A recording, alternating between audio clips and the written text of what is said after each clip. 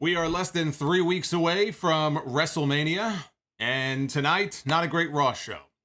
Not one of the better episodes of Monday Night Raw. We had a fun main event. It was a street fight between Kevin Owens and Solo Sikoa, and we had a terrific promo by Cody Rhodes, putting over the importance of his upcoming championship match at WrestleMania on Night 2 against Roman Reigns. And those were really the only two bright spots on the entire show. Two. On a 3-hour show. That is not good. But Cody Rhodes was one of the highlights tonight. He had a match with LA Knight. Actually had what I thought was a pretty good match. And when the match was over, Cody got on the microphone and he talked about Roman Reigns. And he delivered this passionate promo, as much fire as I've seen out of him really in any promo since he's come back to the company. This was the classic babyface fiery promo heading into the big championship match. And he said, Roman, I acknowledge you, but damn it, you're going to acknowledge me. And he talked about why it's important for him to go to WrestleMania and become the undisputed champion. Not one mention of Dusty Rhodes in the promo tonight. What are people going to complain about? Not one Dusty mention. But I thought it was a tremendous promo. We also had our first face-to-face, or face-to-chest, I guess you would say, in the middle of the ring with Brock Lesnar and Omos. This was a segment where if you got up to go grab a snack and then came back in, you may have missed the entire segment. And maybe that's frankly the best way for this to be, because how long should these segments really be between these two? It's not like they're out there as master promo people. But we did get the face-to-face, and one very hilarious aspect of this segment between these two, because they didn't have much to do, but the one thing that they were supposed to do, they messed up. They botched the spot. They had one job. Couldn't quite get it right. Probably not a good omen for the actual match coming up at WrestleMania. We had the first Hell in a Cell announcement in many, many years tonight for WrestleMania, because Edge challenged Finn Bálor not only to a WrestleMania match, but he challenged him to a Hell in a Cell match, the first such Hell in a Cell match at a WrestleMania in 7 years. You would have to go all the way back to Dallas when The Undertaker and Shane McMahon stepped into the ring. The last time we saw Hell in a Cell busted out at WrestleMania. We're getting another one this year. And there was a little tease from Finn Bálor in his promo about what version of himself we might be seeing, oh boy, at WrestleMania. The terrible, I'll just say it, the terrible build continues to the Raw Women's Championship match of WrestleMania between Bianca Belair and Asuka. I'm sorry, it needs to be said, this sucks. What they have done with these women, these segments that they're doing on television, the mind games or whatever you want to call it, it's shit. It's garbage. And this is, I don't doubt that these two will go out there and have a very good match on the show. But as far as trying to get me interested or trying to put together some kind of story involving Bianca Belair and Asuka, they have failed. Triple H has failed so far. Whatever they're doing with these two is terrible. And it was more of the same tonight. We had Rey Mysterio on the show. Big Hall of Fame announcement on SmackDown last week. Rey Mysterio going into the Hall here this week. Dominik was on the show as well. We had another in-ring segment with Dominik and his dad that ended with Dominik challenging Rey to a match at WrestleMania, and Rey Mysterio gave the same answer that he has been giving now for many weeks. He told his son no, which is probably why his son doesn't like him in the first place. No son likes it when their father says no. So once again, he said, I will not fight you. There will be no match at WrestleMania. Of course, we know there will be a match at WrestleMania, but they're still dragging this out. But this was the first formal challenge that Dominik has thrown out to his dad for a match at WrestleMania. Now, we all know Rey Mysterio is going into the Hall of Fame this year. He was the first inductee announced. WWE announced tonight that this Wednesday, Ric Flair is going to be appearing on The Bump. And on The Bump, Ric Flair will be announcing the next inductee into the class of 2023. I am so hoping it is Dutch Mantel going into the Hall of Fame. How great would that be? How great would that be? Don't even tell him who it's going to be. Wait until right before he comes out onto the set and then spring it on him and say, you get to make the announcement that old Dirty Dutch is going into the Hall of Fame this year. Oh, to be a fly on the wall if that were to happen. Oh, I would love that. How poetic would that, after this past week, how poetic would that be? If Ric Flair has to go live on the bump to announce that Dutch Mantel is going into the Hall of Fame this year. I love it. I am the Solomonster. This is your WWE Monday Night Raw review for Monday, March 13th, 2023. Hit the subscribe button and be sure when you do to turn on notifications. Also hit that like button. We're already almost halfway, I believe, to our goal. The goal tonight is 500. 500 likes is the goal tonight to do Be the Booker later, so go ahead and hit that thumbs up. Super chats are open, and we've had a bunch of those come in already as well. So go ahead and send those on in, because if you have comments, questions, or you just want to support me in the stream, go ahead and drop a super chat. You'll find the special donation amounts down below in the description. And also, I say it every week, be sure to join our Green World Order. GWO. The Green World Order is taking applications for new members. You can become a channel member here on YouTube. We have got new emojis. If you are new to the channel as a member, new emojis exclusively for those in the live chat, among other perks. So go ahead and let me see them. Let me throw up the GWO signs. And thank you to all of the new channel members who have... Tsunami! Oh boy. The Tsunami Splash! It's the Tsunami Splash. Is that God of Seduction? Yes, it is. Yes, indeed. That was God of Seduction. I'm not going to lie, that scared me a little bit. We got a Tsunami Splash, actually, on the show tonight. We had Bronson Reed, which is weird because, yeah, it's great that they're continuing to book him strong and keep him, hot as far as not being beaten in singles matches, but he has no match at WrestleMania. So they're putting him on the television show, but yet he has no match at WrestleMania, and we have less than 3 weeks left. But we did get a Tsunami Splash here tonight, so that was good. I also want to mention one other thing here. This Sunday coming up is going to be the 800th episode 800 of the Solomonster Sounds Off, which is going to be the same, normal episode that you've come to expect over these past 15 plus years. But I just wanted to point it out and say thank you to everybody who has stuck with me. We got a lot of people who listen to the flagship show who have been with me since day one. And right from episode 1, which you can listen to right now if you are a Legends tier member here on YouTube. It's up in the archives. But episode 800 coming up this Sunday, and we'll be covering all the news of the week.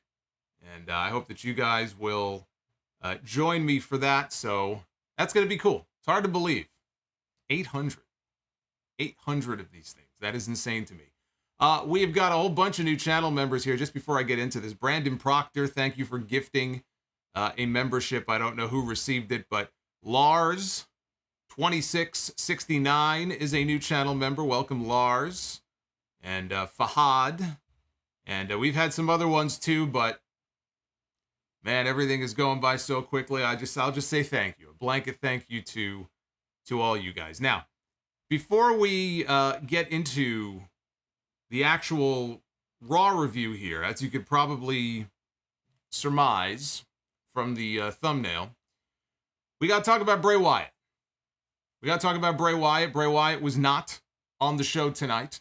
Bray Wyatt may not be on the show, actually, for a while. We don't know, but there was a lot of Bray Wyatt news going around today, and there's also a lot of misinformation out there and a lot of confusion about what his status is as far as WrestleMania, and rumors going around, and Bray has been missing now for a few weeks. We have not seen Bray on television now for a few weeks, and it appears that his WrestleMania program with Bobby Lashley, at the very least, may be on hold, and at worst, it's possible that his program with Bobby Lashley may already be over. There may very well not be a match with Bobby Lashley at WrestleMania. Bray missed a scheduled appearance last night. There was a live event in Madison Square Garden here in New York. I was not at the show, although I always seem to know a few people who go to the show. Bray was advertised for the show. And he was not there. I think Omos was actually advertised as well, but he wasn't on the show either. I think they sent him directly to wherever Raw was tonight. But Bray was supposed to be on the show last night, and you have to imagine there were people there who were hoping to see him, and I don't know that there was any announcement made or anything, but no Bray Wyatt. And that got a lot of people talking because Bray has not wrestled a single match all month. And we're almost midway into the month of March. He has not wrestled at all this month. But what really got people talking was Ryan Frederick of the Wrestling Observer posted a comment on the F4W message board earlier today, and I want to read this to you right now. This was not a news item, by the way, posted as a news item on the Observer site. This was something that Frederick, who has written for the website, and I believe he does MMA coverage for the Observer, so I'm not quite sure why all of a sudden he's been chiming in on these wrestling stories, but this is what he posted on the F4W message board. Probably scooping Sean Ross Sapp's story, but I have heard that Bray is out indefinitely and not on the Mania card due to creative issues. And that led to all kinds of stories and rumors today that Bray is having creative disagreements with WWE management and Triple H, and that he has walked out, which is why he wasn't at Madison Square Garden last night, right? All these rumors going around. I will point out to you, it should be noted, that Ryan Frederick does not have a great track record when it comes to these things. He was the one who posted, I believe it was on a Discord server, but he was the one who posted that Hangman Adam Page was originally going to go over at the AEW Double or Nothing show last year in his match with CM Punk. But then he cut that workers' rights promo, and Punk was the one who got the result changed, and Tony Khan flew all the way to Los Angeles. He flew to Punk's house. He was sitting on Punk's porch. The two of them were sitting on the porch. They were booking out the rest of the summer as far as storylines for AEW, involving Punk and the championship, none of which involved Hangman Page, right? So this is what he said at that time, which just, if you think about it, is just ridiculous. And no, that did not happen. By the way, he's also the one who reported some number of months ago that the Young Bucks had sent feelers or had reached out in some way to WWE to gauge the company's interest in them, which Dave Meltzer, who runs the very website, by the way, that Frederick writes for, Dave Meltzer was the one who chimed in and debunked that and said that that is not true. So, again, we need to consider the source here. Some people hear things and they just run with it as if it's fact. It is not. And you need to take the source into consideration. This was posted on a message board. And somehow people on social media took it and they took it and they treated it as gospel, as the gospel truth. And that Bray Wyatt has walked out on WWE due to creative issues. When in reality, that has not been reported by anyone reputable and has literally never been reported as an actual news item on a news website. It was a comment on a message board. So again, I just, everything has to be put into perspective here. And people need to calm down. When you have people ranting and raving about, oh my God, there's, a creative walkout, or it's Vince McMahon, or all this other shit, you're going to hear a lot of shit being thrown around. Take a breath and calm down. We don't know what we don't know when it comes to the Bray Wyatt stuff. Now, Sean Ross Sapp, who I do consider to be a reliable source, he chimed in about this on Fightful. And he reported that Bray missed the MSG show due to what he was told was a, quote, physical issue.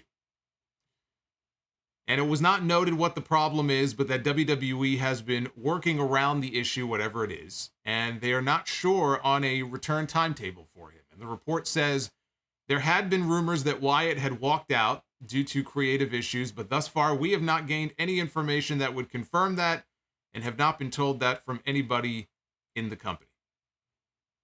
Now, Bobby Lashley tweeted something at about 6:30 this evening, 90 minutes before Raw went on the air. He posted a picture of himself backstage. I don't know where or when, but this is what he tweeted. I've worked too hard to be denied. I will be ready to fight on the biggest stage of them all, WrestleMania. I don't care who it is. Somebody will feel the wrath of the Almighty. Now, you read that tweet, and the implication is that he's going to be wrestling somebody else at WrestleMania. I mean, that's initially when I saw that tweet, that's how I read it. He also, though, could be leaning into all of the news and the rumors that have been going around all day long. So, again, we don't know. He could be leaning into it and feeding into this stuff just to get people talking, or it could be a case where, indeed, he's going to be wrestling somebody else at WrestleMania. Bray was working house show matches last month. He was working house show matches and beating LA Knight night after night after night. And then all of a sudden at the end of February, no more matches. And as I said before, he has not had a single match in the month of March so far. So I don't know what's going on with his health. I don't know if it's an injury. I don't know if it's an illness. I've pointed out the knee brace that he's been wearing ever since he came back. Still has that knee brace on. He had the broken finger or the dislocated finger, whatever the nature of the finger injury was. That was several weeks ago. That was a while back. That's not going to keep him out. You know, a wonky finger is not going to keep Bray Wyatt out for weeks and weeks and possibly out of WrestleMania. That's not what this is. Now, I know, and I already see him in the chat. We had BlissFan. BlissFan was in the chat before going off and claiming Bray has COVID, and a friend of his who would know told him that Bray has COVID. I don't know who your friend is. I had a friend a number of years ago who swore to me that he saw Rowdy Roddy Piper in a restaurant in New York. This was 3 years after Piper died. He ain't my friend no more. So I don't know who your friend is. I don't know where you're getting your information from, but until I hear it from a source that I can trust that's reliable, let's not be going around spreading that shit. So that's, again, final warning on that. I don't know what's wrong with Bray. We don't know for sure. If he is back on SmackDown this week, then we'll know he's okay and he'll be at WrestleMania. We'll have to wait until Friday to find out. If we see Bray, if we see Uncle Howdy, then we have to assume things are okay. But the reality is this, when it comes to Bray Wyatt, all right, and the Bray Wyatt stuff. Here's the deal with Bray Wyatt. Outside of those first couple of months, when he came back and there was all of this excitement about him being back in the company and had people, you know, talking about him and where the story is going, and he had that cool new entrance and the new music, and it was kind of like a fresh coat of paint on the character. And the thing I really liked about the Bray stuff when he first came back was that we were getting the most real version. Look at Rich over here. I saw that out of the corner of my eye. I saw it. I just want you to know, I think you rock. I don't mean The Rock, Paul? A-Rock. It is Paul. You rock. And I just wanted you to know that. It's Paul Hamilton, the Portland pop star, popping off with $150 super chat. Oh my God. Paul, you are a madman. Congratulations on your upcoming 800th episode this Sunday, the GOAT. That is from the Portland pop star. Every time I see Paul's name, man, you find a way to put a smile on my face. Unbelievable. You are. I just sent Tim an email earlier today. Paul Hamilton is in the black issue of Scoop This magazine. Little Easter egg in there. Little Paul Hamilton. Paul from Portland mentioned in there. So, Paul, thank you. I love you, brother. You know that. You are one of the OGs, and you are truly a good human being. Paul, thank you very much. I appreciate that. But as I was saying, at the beginning when Bray first came back, we were getting the realest version of Bray Wyatt that we've ever had. He literally came out on TV and said, "This is me. You're getting the real me for the first time." And I thought, okay, well, that's unique. That's certainly a different version of Bray Wyatt that we haven't seen before. I don't know what happened to that version of Bray Wyatt. That version of Bray Wyatt went on the back burner. And those rare occasions when we do get to see him on television, and they are rare, nothing happens. Nothing happens. Here we are in March. He came back in October. And the first couple of months, there was hope and there was optimism, and I was kind of, my curiosity was piqued. But I will tell you that ever since then, Bray Wyatt's return has been completely underwhelming. It has been a total and complete letdown. in these last few months. Heading into that pitch black match, coming out of the pitch black match, the pitch black match itself. It's just been nothing but shit ever since. And that's a shame. Because I was genuinely interested and I was genuinely curious to see what direction this character was going to be taken in. And now I don't really have any interest in finding out, frankly, where this is all going. I don't know. They've lost me. And Bobby Lashley, heading into WrestleMania, Bobby Lashley deserves better. Whether he now has no opponent or if he is still wrestling Bray, whatever the case may be.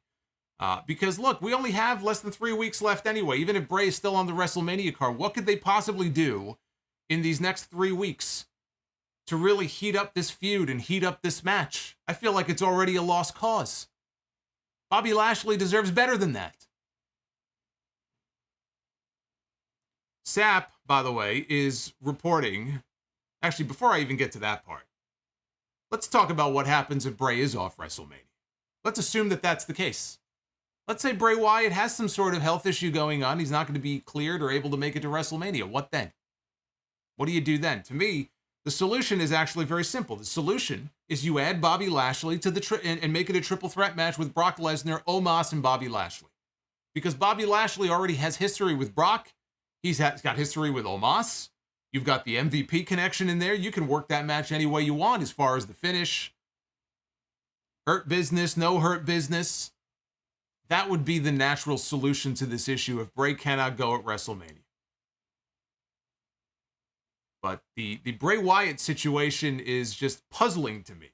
How we see these segments on television and nothing ever happens. There's no real forward movement with the Uncle Howdy stuff. It's the same shit week after week. If there's some sort of injury issue, if there's some sort of health issue going on, maybe that would explain it. I'm trying to rack my brain trying to figure it out myself because I don't see how you can watch this. And Bray's all about story and creativity. How can you watch what has been going on over these last couple of months and say that this is any good? It's not. He might move merch, but this run has been a disaster so far. So if Bobby Lashley ends up having no match, that's what I would do. And you make it a triple threat match. Frankly, it might make that match better if you add Bobby to it anyway. Makes it a little more interesting. And there you go. We'll find out on Friday. If Bray is back on the show Friday, then I guess we're getting Bray and Bobby. But that's the update on Bray Wyatt. As far as this creative issues and walking out, I would not believe any of that stuff until somebody actually reputable reports that. And that has not happened so far. So don't let the rumors and all that speculation get the better of you. Now, I will mention one other thing here. I mentioned LA Knight a moment ago. Sean Ross Sapp is reporting the WWE is still making pitches. Believe it or not, we're less than 3 weeks away from WrestleMania, and the pitches are still coming in to Stone Cold Steve Austin. They are trying everything they can to get Stone Cold Steve Austin, whether it's in a match or just some sort of appearance, on the card at WrestleMania this year. Austin has kept himself in tremendous shape. If you have been following him on Instagram, he is said to be, and he looks to be, in fighting shape. He looks to be in ring shape. If he wanted to get in the ring and get physical and do something, he certainly could do it. But one of the pitches that has been made, one of the many pitches, involves LA Knight. Now, what did I say months ago? Before anybody was even mentioning the name, I mentioned Austin and LA Knight. It's a natural thing to do. Yeah, LA Knight is not a Roman Reigns or a Brock Lesnar, but there's a lot of potential there if you wanted to do something and build it up on television between Austin and LA Knight. Now, at this point, we're so late in the game here, I don't know that they would be promoting this on television, to be honest with you. LA Knight, I hate the fact that he keeps losing. But all he has to do is go out there at WrestleMania and say, look, I told all of you that you can't have an LA WrestleMania Richie Rich without LA Knight. Oh, boy, is this Fahad. Hey, I just want you to know, I think you rock. I don't mean The Rock, A-Rock, you rock. They're coming out hot and tonight, I just wanted man. you to know. Oh, boy, look at this. Boom! Is that Fahad? It is Fahad. Fahad dropped a $100 plus super chat ball. What is that? What does that equal here? It's telling me 120 bucks. That's I believe 120 US. Wow. Bombs away. Bombs away from Paul Hamilton and Fahad so far. We haven't even gotten into the actual show yet. Holy shit. I feel like you guys are making up for that lost stream on Friday. I was so pissed I wasn't able to be with you for the SmackDown stream. And you guys are making up for it tonight, so... Man. Fahad, thank you. And Groovy Goose, thank you. Groovy Goose is a channel member. So anyway, you could still do Austin and LA Knight. It doesn't have to be an actual formal match. Kick, wham, stunner, we all know how that's going to end. It looks like that idea, though, is not totally dead. So let's keep an eye on that and see what LA Knight ends up doing. He deserves to be on the card. Like Bobby Lashley. You can find a spot 2 nights of WrestleMania. Certainly you can find a spot on the card somewhere for LA Knight. I know he's been a punching bag for everybody else so far, but he should be on that card. Hey, Fire Panda. Thank you for the Bane super chat. Thank you, Fire Panda.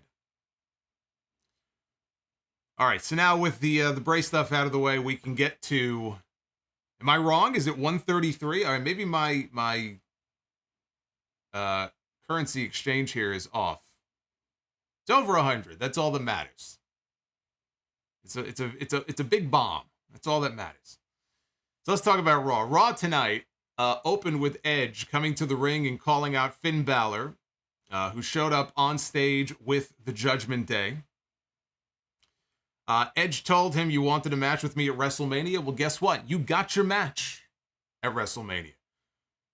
He said he's wasted the last year of his career on all of them, all the members of the Judgment Day. He says the year before that, he wrestled in front of a bunch of screens inside the Thunderdome. Don't remind me. His time is running out. He was cutting a promo here like he knew that he ain't going to be doing this for much longer. Said, I don't have time to play around. At Extreme Rules, Finn Bálor made him say, I quit. And still, they bashed in Beth Phoenix's skull with a concerto. For the last year, you have tried to make my life a living hell, and a lot of the time, you've accomplished that. So the way I see it, there's only one way this can end. At WrestleMania, Edge versus Finn Bálor inside Hell in a Cell. And Balor said that he's been to Hell before. Hell spit him out because Hell could not handle his demons. And then he accepted his challenge, and then he sent the Judgment Day to the ring to beat him up. Johnny Gargano, Dexter Lumis, and Candice LeRae all ran down to the ring to fight them off until they cut to a commercial with Corey Graves in mid-sentence. They wouldn't even let Corey finish his thought, and they cut to commercial. So there it is, the Hell in a Cell match. This was rumored months ago for the Royal Rumble. It was going to be Edge and Finn Bálor in San Antonio in Hell in a Cell. Edge was off filming a Disney Plus show. He wasn't able to do it. And so now we're getting it at WrestleMania. And as I said before, the first WrestleMania Hell in a Cell match since Undertaker and Shane McMahon in Dallas back in 2016. Note the demon tease by Finn Bálor. That was not an accident that he used that verbiage there. The demon, to me, it's weird because the demon is a total... I mean, look, it's a demon, but in WWE and NXT, the demon is a babyface gimmick, right? The people used to go nuts for seeing the demon entrance and the demon... body paint and the face paint and everything. So it would be weird for him to be a heel and to bring in the demon because I think it would almost get him cheered, I think, by a lot of people. But to me, the demon died against Roman Reigns, so it doesn't matter to me. No matter what, whenever I see the demon from here on out, if they ever bring the demon back, I'm just going to remember the face plate. In fact, you might see that super chat pop up here. That's one of our random super chats. Is, the demon face down on the mat in the match with Roman Reigns. When they came back, we had a tag team match, which had already been scheduled for the show. Johnny Gargano and Dexter Lumis against Damien Priest and Dominik Mysterio. We got to see more work out of Lumis in this match than we've seen from him in a long time. I thought he looked good. Dom rolled up Lumis, put his feet on the ropes for leverage. Candice, though, shoved his feet off to break up the pin. Rhea Ripley went after Candice at that point, put her in an electric chair position, dropped her face first on the barricade. Lumis was standing behind Rhea when she turned around, but Damian Priest ran him over with the clothesline. Priest threw him into the ring. Dominik tagged in, hit a frog splash, and had Lumis beat. Gargano broke up the pin. Priest ended up pinning Lumis after hitting his South of Heaven chokeslam. Pretty basic match. It gives the Judgment Day a win. Like I said, Lumis is not involved in a program right now. He doesn't have a whole lot going on this show, but what we saw from him in this match I thought was good. Priest right now is the only member of the Judgment Day who has no match, or no obvious match, for WrestleMania. We already know Balor and Edge, Hell in a Cell. We know Rhea Ripley is in the main event on night one against Charlotte Flair. They all but confirmed that in the Stranger Things parody tonight with the main event mentions. So it'll be Charlotte and Rhea in the main event on night one. She has her match. And Dominik has challenged his father, even though Rey said no. We know it's going to end up happening. So that leaves Damian Priest kind of the odd man out here. So, sucks for him. I'm sure he'll end up in somebody's corner for one of their matches. But also, hopefully, it gets him a big match on that Puerto Rico show in May. Maybe not the main event, but he should absolutely be on that show. They even went out of their way tonight to point out that he's from Puerto Rico. Earlier today, Kathy Kelly caught the Miz coming into the building as soon as he walked through the door. She caught him for an interview. Chad Gable showed up. He had missing posters. That was the storyline for the show. Otis was missing, and he was searching for Otis, or Otis. And Miz pointed out that he just arrived, so he didn't know where Otis was. He blew off Gable. Kathy Kelly asked The Miz if he would consider having a co-host for WrestleMania, and The Miz laughed at the idea and asked her to name one star big enough to co-host WrestleMania with him. So I guess now we know why Snoop Dogg is on the WrestleMania poster this year. That would be my guess. I think Snoop Dogg is going to end up co-hosting WrestleMania with The Miz, would be my guess. A few feet away, as they were talking, Bayley, Dakota Kai, and Io Sky were putting a beatdown on Trish Stratus, and they ended it with a triple super kick, and they left her laying. Then came the big showdown that I know you were all waiting for. Brock Lesnar and Omos were advertised for a face-off for their epic encounter here on the show tonight. So Omos and MVP were out next for a face-to-face. Brock Lesnar's music interrupted MVP as he was speaking. Cowboy Brock came down to the ring, and he went face-to-chest with Omos, who was stealing Christian Cage's gimmick with his turtleneck on the show tonight. Brock was smiling. He was admiring how big Omos was. And the fans actually chanted, "Holy shit." I chanted "Holy shit" as well the first time I heard about this match, although for very different reasons. Omos put his fist out in front of Brock's face, and then he opened up his hand and extended his hand out for a handshake. He put that big bear paw out there for a handshake. Brock shook his hand, but when Brock went to pull back, Omos would not let go. And so Brock stomped on his foot, and then he tried to give Omos a German suplex, and Omos elbowed his way out of it. And then he grabbed Brock, and the idea was he was going to throw Brock over the top rope out to the floor, right? Very simple spot. But didn't work out that way, and Brock did not go over the top. He got caught up a little bit in the top rope. Eventually, though, a little more effort. Omos finally got Brock over the top to the floor. And Brock did not look thrilled about that, but he nodded. After a while, he kind of smirked and almost like a nod of respect, and he told the referees and the producers who ran out to get between them. He said, "Give me my hat." So they gave him his hat back, and he left. And that was it. They had one spot. That was it. They had one spot to do in this segment. Omos had one thing to do, and he botched it. I wonder if Brock is rethinking his decision to accept this match at WrestleMania. One spot. That's it. That's all they had. Now look, neither of these men are The Rock or John Cena on the microphone. So this did not need to be a long, extended monologue from any of these people. And Omos doesn't cut promos anyway. The shorter, the better. I don't have an issue with this being a very quick segment. I think it had to be. We got the visual of the two of them standing next to each other, which is what they were going for. That's really all it had to be. But just the fact that they had, one spot to do and it got botched, I don't think that bodes very well for their match at WrestleMania. Keep it simple. The shorter, the better.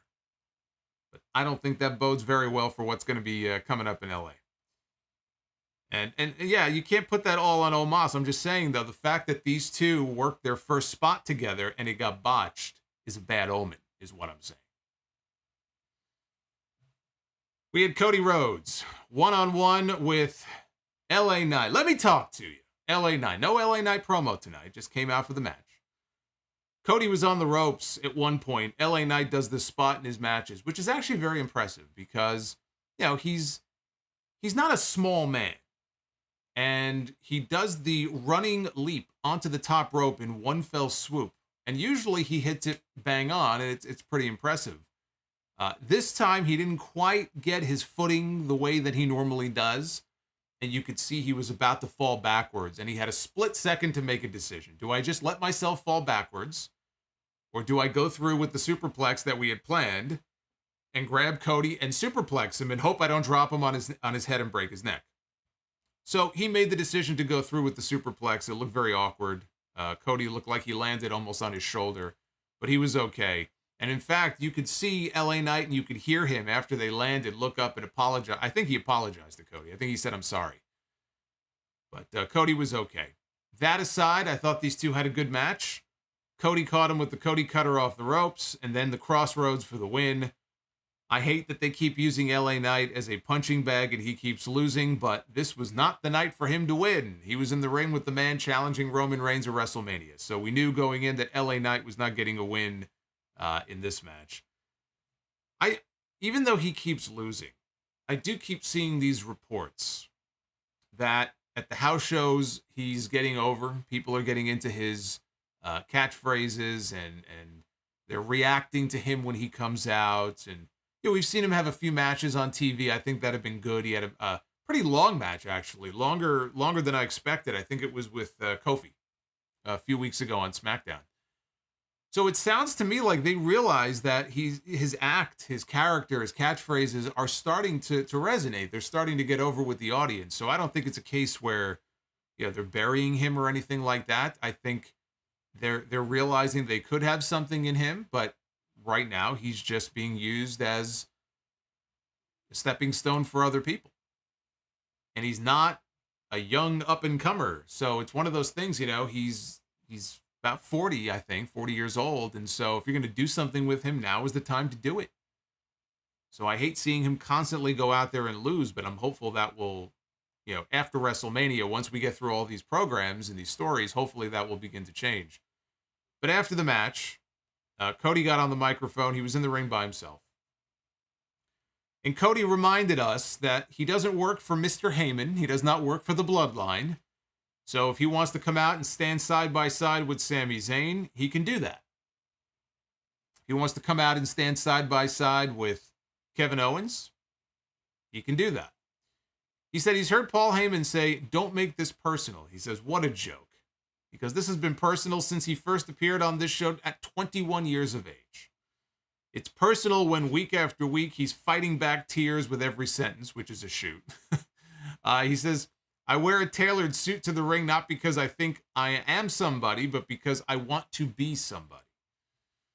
He said Heyman talks about acknowledging Roman Reigns. He goes, "I acknowledge you, but damn it, you need to acknowledge me." He grew up thinking that he was a prince in this industry, but he has no crown and he has no undisputed WWE Universal title. And on April 2nd, when the sun goes down on Hollywood, it is going down on Roman Reigns' generational run. On April 2nd, it's not just those who have the Rhodes and Runnels blood pumping through their veins, but everybody who has followed him. On April 2nd, Roman Reigns, I pin you, I stick you, and I become the undisputed WWE Universal Champion. This was a great, fiery babyface promo, very old school in that regard, from Cody. Not a single mention of Dusty for people to complain about. I like the line where he acknowledged Roman, but said, "I need you to acknowledge me. You're going to acknowledge me." I thought that was a good line. This was the most passionate promo that we've seen out of him since his return. Usually he's out there and it's almost like, you know, it's almost like sometimes he's given a political speech.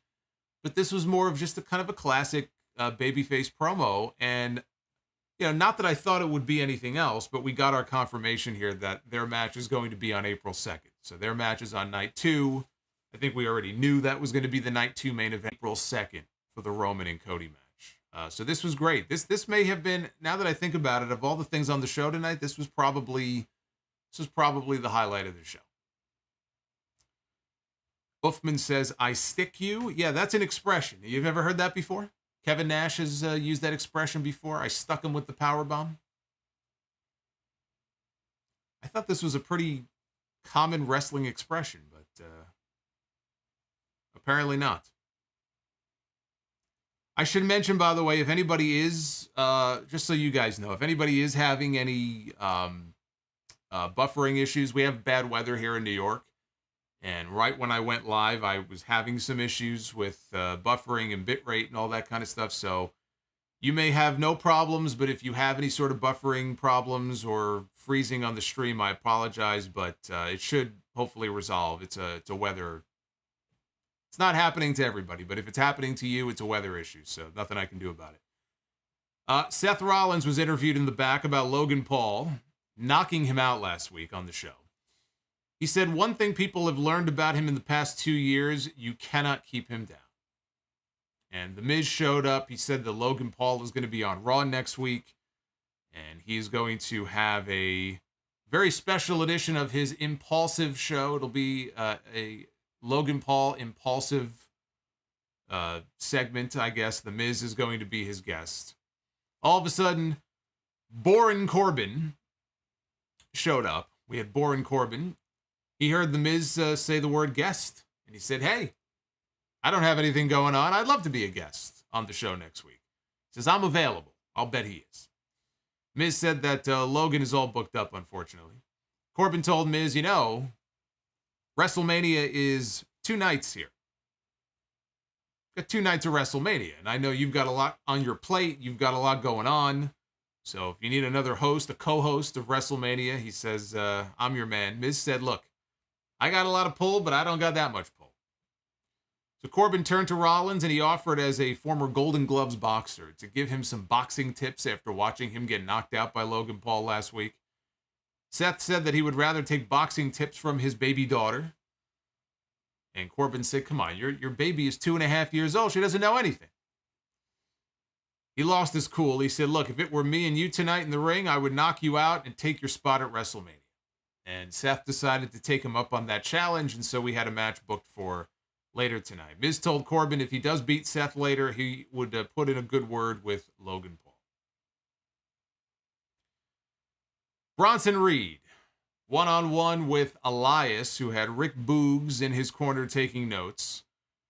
Corey Graves referred to Boogs as the Oates of Hall & Oates, which would, he said, these are his words, he goes, "I guess that would make Elias the Daryl Hall." I don't think I have ever heard anything more offensive from his mouth on this show than what he said here in this match. Whatever respect I had for Corey Graves is gone. Gone. How dare you besmirch the good name of Daryl Hall by even thinking about comparing him to Elias. Where's Pat McAfee when you need him? So it was a showcase win for Bronson Reed. He won with the Tsunami Splash, and that was the end of that. Fine with feeding him more wins, but you're feeding wins to a guy who has no match at WrestleMania. I thought that was kind of strange. Kevin Owens was interviewed in the back by Kathy Kelly and said that he wants to fight Solo Sikoa later tonight in the main event, which they had a street fight scheduled. He wants to fight him on his own, like he's been doing, like he will continue to be doing. He's perfectly fine with that. He heard what Cody said earlier, and he appreciates it, but he does not want to see Cody Rhodes out there later. He does not want his help. He made that very clear. They recapped the segment last week with John Cena and Austin Theory in the ring, setting up their United States Championship match at WrestleMania. The segment where he told Theory he has no heart, he has no brains, and he has no balls. Yeah, that segment last week where Theory was eviscerated, emasculated, humiliated in the middle of the ring. So earlier today, they show Theory entering the building, and the Street Profits just so happened to be standing there. It's like he literally came into the building not even like the locker room. And there are Montez Ford and Angelo Dawkins, and they're standing there, and they're making fun of him. Theory said, we all know in a couple of months who was the toughest of the Street Profits. He said he thinks it's Angelo Dawkins. He goes, it's not Montez Ford. When he's handed an opportunity, he falls flat on his face. He says, you guys talk about the smoke. You want the smoke. The problem with that smoke is that all you do is choke. And Dawkins stepped between them and challenged him to a match tonight. Theory accepted. And he had one more question. He says, what are you guys doing at WrestleMania? Said, oh, that's right, nothing. And he laughed and he walked off. That right there looked to me like a little hint about where Austin Theory is going to be going post-WrestleMania. After he beats John Cena, coming out of WrestleMania, I think the U.S. title program may be centered around Theory and Montez Ford. I think that was a little peek, I think, into the future of a program that they're going to have coming out of WrestleMania, because I still think that Triple H has some big things planned for Montez Ford this year. I think he's going to factor into that King of the Ring tournament. I think he's going to factor into Money in the Bank, the Money in the Bank match this year. I don't think he'll win it.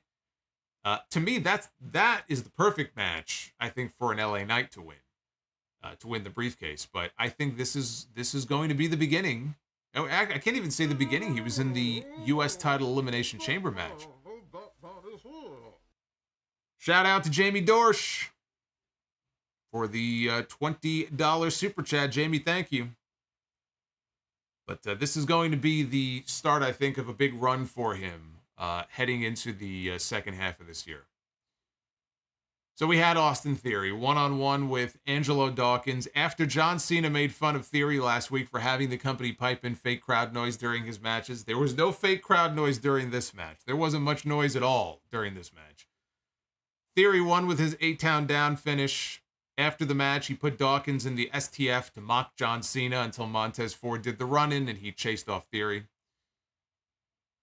Paul Heyman was in the back with Kathy Kelly. You notice we got a lot of Kathy Kelly on the show tonight. I'm not complaining by any means, but she was all over the place. She was in the Tony Schiavone, the old Tony Schiavone role, when they used to make Tony run around all over the place, doing interviews in the ring, in the back, in the ring, in the back, back on commentary. Now they have Renee doing all of that. So Kathy Kelly was the one running all over the place. She was with Paul Heyman. He said the Bloodline has a Kevin Owens problem tonight in the main event. Solo Sikoa is going to solve that problem. He says as far as Cody goes, he feels that the truth shall set him free, but it will only imprison his mind to make stupid mistakes, like making this personal. He said he knows what we're thinking. It's already personal to Cody Rhodes. He says, of course it is. He says that's what makes Cody such a compelling and intriguing challenger. But to make this personal to Roman Reigns by mockingly acknowledging him on television, what a schmuck. Cody Rhodes, you now have a chance to acknowledge him next week on Raw because Roman Reigns will be on the show. Actually, that might be the biggest news of the week. Roman Reigns is going to be working on Monday next week. I may have buried the lead here. I should have led off with that tonight. Roman Reigns is actually coming to Monday Night Raw next week. I'll believe it when I see it. But he says Roman will be there, and he assures Cody that he is a problem that Roman Reigns would love to personally solve. The newest member of the WWE Hall of Fame, Rey Mysterio, was out to the ring to address the fans. Rey said that he was happy to be back on Raw. A year ago, he was celebrating his 20th anniversary in WWE. Dominik interrupted him. He was all by himself. He left the other members of the Judgment Day in the back. He said that his father earned that honor at his expense. He says, you chose all of these people, all of these strangers, instead of being there for your kids. He says that, is it an honor knowing that I went all those nights without having a father? He says, 8th grade, you told me if I got good grades, you would take me out, but guess what? You were nowhere to be found. He said that you ditched me for WrestleMania. He says, I turned 16. You said that you were going to get me a new car. All of my friends showed up with a brand new Mercedes, and you got me a BMW. You got me a BMW. He said it wasn't even an M series. See, that's child abuse. You're afraid because I see you for what you really are. You are a sad, ugly excuse for a father. He goes, no. A sad, ugly excuse for a man. But I'm going to let you enjoy your Hall of Fame weekend in LA. But I'm going to make it a little bit better because I'm here to challenge you to a match at WrestleMania. And Ray told him, I don't know how many times I have to tell you, I am not going to fight my own son. He said, whether you believe it or not, I still love you, and I always will. He says, there will be no match at WrestleMania. And Ray went to go leave. Dominik said, you're just going to walk away now? He goes, yeah, go ahead. Do what you do. Said, you ran away from Raw, you ran away from your entire family, and you ran away from me. The only thing you actually taught me is what not to be. I mean, he is, every week, he is going in, he's trying to cut deeper and deeper here into his father's soul. I'm half expecting him to come out on television next week and say Eddie's in hell, like Randy Orton did all those years ago. Maybe that's what it'll take to get Rey Mysterio to finally accept the match with this kid at WrestleMania. The fans gave Dominik the what treatment at one point during the promo, and I thought he handled it well. He didn't let it rattle him. But he has now officially challenged his father. And now we wait to see what it's going to take to get Rey to agree to the match. You know, I could see them... I said this on the podcast on Sunday. I think if you wait until the Hall of Fame, it would be strange because the Hall of Fame is airing after the final SmackDown. Like late Friday night. The night before night one of WrestleMania. So you won't have any television left to actually promote the match. But if you think about it, they've been promoting this match indirectly now for months, right? All these segments. This was just the first time they officially made the challenge. But they've been promoting this going back to last year, to Clash at the Castle, right? Around the fall. So how much more promotion does the match really need? If you were to shoot an angle at the Hall of Fame that then sets up Rey finally accepting the challenge, maybe Dominik, I don't know, maybe he threatens Rey's wife. I don't know. He threatens Elias, his sister. I don't know. He's gonna wrap piano wire around her neck or something. I don't know. But whatever dastardly thing he does, Rey finally accepts maybe at the Hall of Fame. They would have night one of WrestleMania to promote it. You could do it on night two. I guess you could do that. I'm not convinced they're going to wait until the very last second like that. We still have, 2.5 weeks, I guess, or whatever it is before WrestleMania. But I could see them doing that. They're taking their time with it. Yeah, they're taking their time with two different stories. They're taking their time with this one, and they're really taking their time with the Kevin Owens, Sami Zayn stuff. I've enjoyed the Dominik stuff. I enjoy. I happen to like Dominik. And I wouldn't have necessarily said that, 8 or 9 months ago. But I think you could see the improvement and the confidence in him when he's out there by himself on promos now. This actually might have been the first time that he was out there by himself like that doing a promo. He has improved light years in that respect. So I think this entire program and putting him in the Judgment Day was a genius move. I wasn't so sure it was going to work, but it was the best thing, honestly, that ever happened to him. And the stuff with him and Rhea.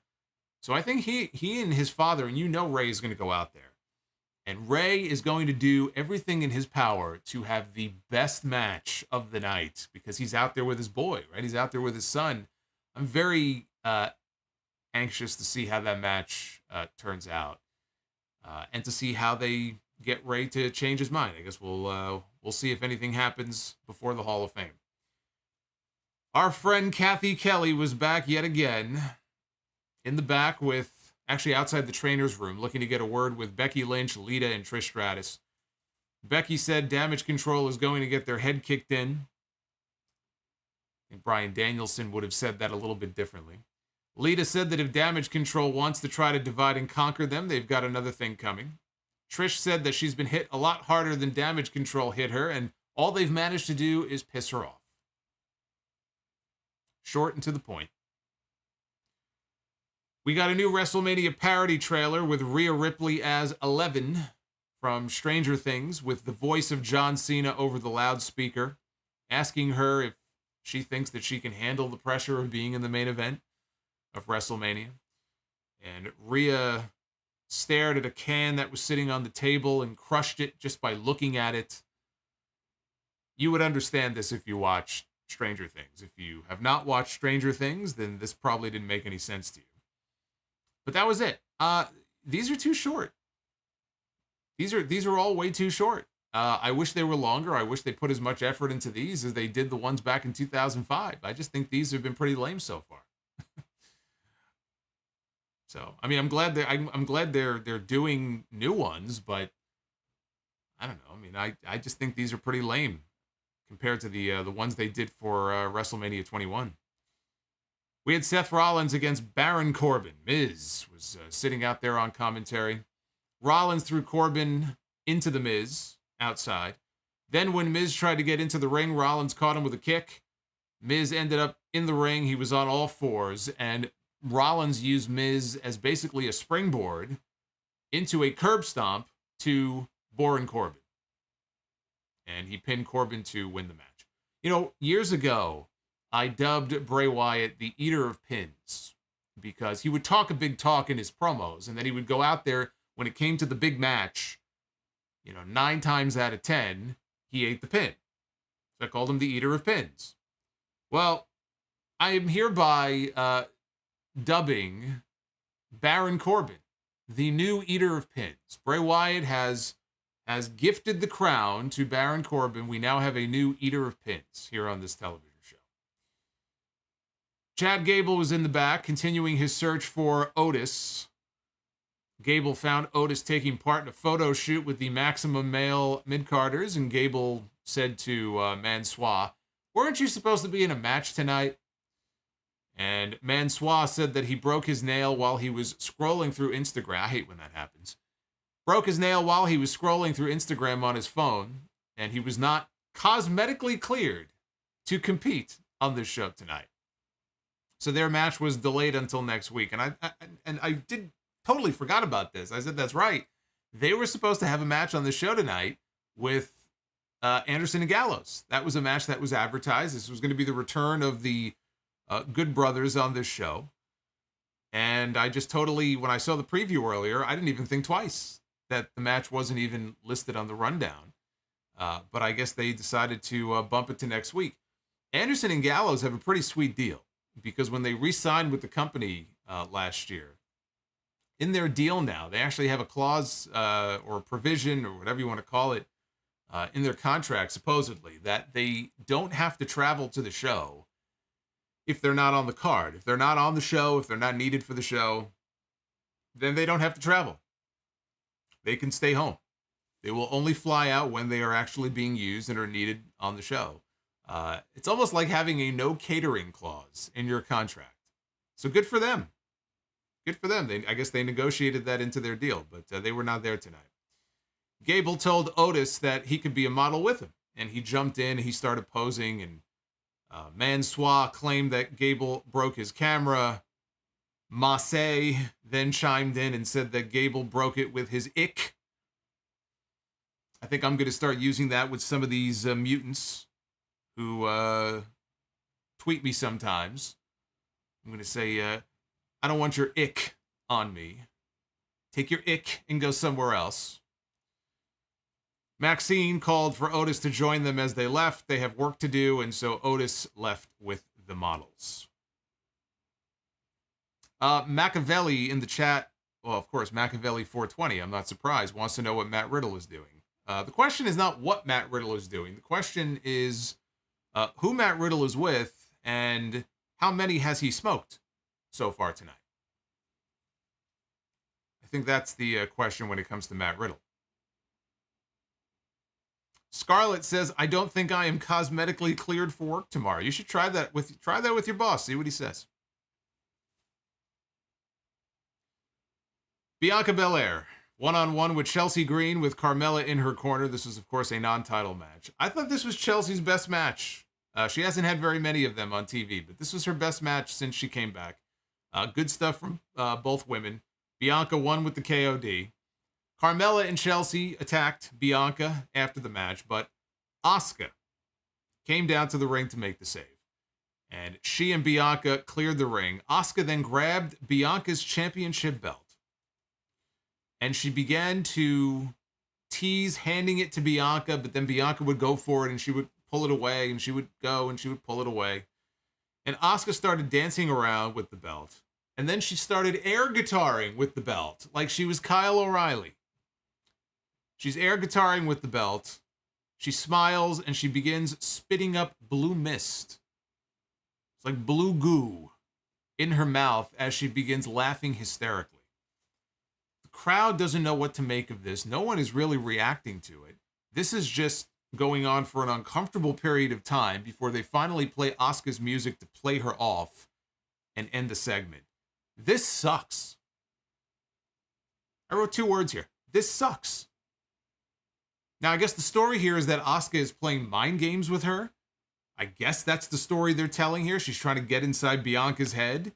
I don't see how this is supposed to get anybody any more interested than they may already be, may or may not already be, to see these two get in the ring at WrestleMania. This is a championship match. This is the Raw Women's Championship match at WrestleMania. And this is what they have these two women doing. These segments that we have seen them in have been awful. They have been awful. Asuka, by the way, I should point out, she was out there, again, in her regular civilian clothes. She did not have the murder clown face paint on or anything like that. So I guess when she doesn't have the makeup on, I guess she's not the murder clown. So she's back to acting like just a clown, which is what she was doing before when she was just regular Asuka. So that's what she's been doing every week on TV. These segments have been terrible. And so now the two of them are going to team up as partners next week against Carmella and Chelsea Green. Awful. I have hopes that the match itself will be very good, but it's a shame that this is going to end up being one of the matches on the WrestleMania card that I'm probably least excited for going into the show. I don't know what they're doing. This is terrible, terrible television.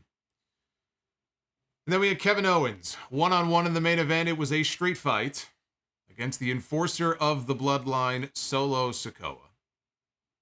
Once Owens pulled out a table from under the ring before the final break, the crowd came alive. The real star of the show was the table. And Solo then got a lot of heat when he took the table and he slid it back under the ring. So he got good heat for that. Owens set up not 1, not 2, not 3, not 4, not 5, 6 chairs in the ring.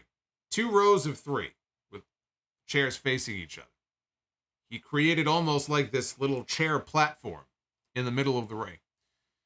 He got Sikoa down, laid him out on the chairs, and Owens was going up to the top rope. Solo, though, got up, and he grabbed Owens, and he slammed Owens off the top rope onto the chairs.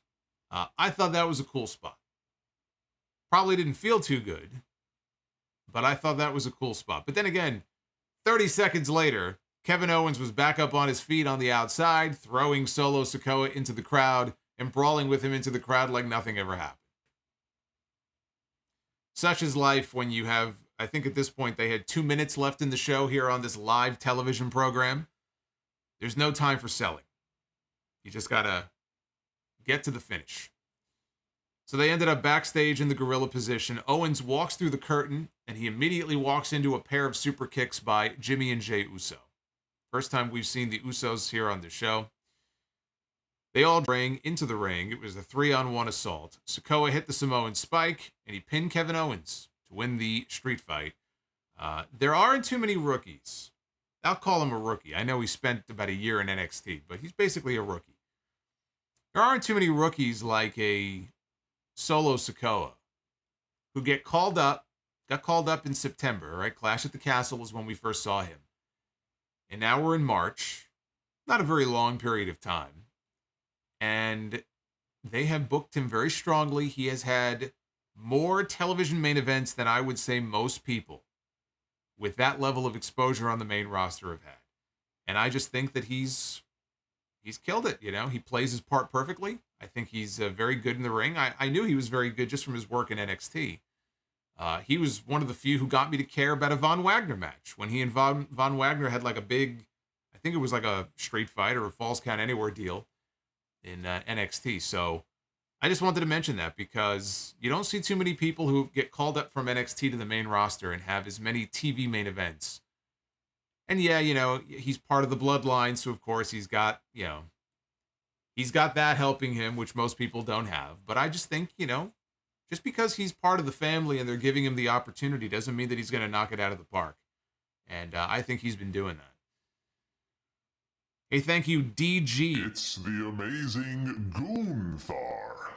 Jerry Lawler loves Gunther the Magnificent. All hail Gunther. All hail Gunther. Root dropping a $50 Gunther the Magnificent super chat to say great job, congrats on 800. Root, thank you very much. $50 super chat from Root. At first I thought that said Groot. I thought we were talking Guardians of the Galaxy here, but that is not. That is Root. Thank you, Root, and thank you, DG, for becoming a Sound Off legend. Go back and check out some of those early podcasts from 2007 and 2008 and tell me that that doesn't sound like a totally different person. You have access to that now, so go back in the archive. I think I got the first 13 episodes I ever did up there. So there you go. And Silver Tower. Who needs gold when you've got silver? He just gifted 10 memberships. And now we have a sea of green in the chat. We just got an influx of members into the Green World Order. Now we're turning into like the NWO C team here. This is when the NWO started taking on so many people that the ship began to kind of topple over here. We have to make sure that doesn't happen to us. Silver, thank you, man. Thank you for those 10 gifted memberships. That is very, very cool. Yeah, I mentioned the other night we set a new record for channel members.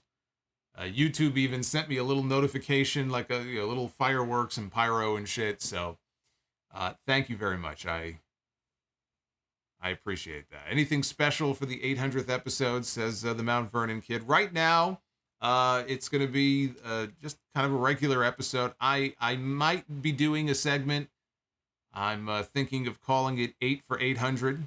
And it might be a WrestleMania themed countdown list of some kind. I'm just trying to think exactly what I want it to be. I've done a bunch of countdowns before. I've done some WrestleMania themed ones, best matches and stuff like that. So I want to do something a little bit different if I do it.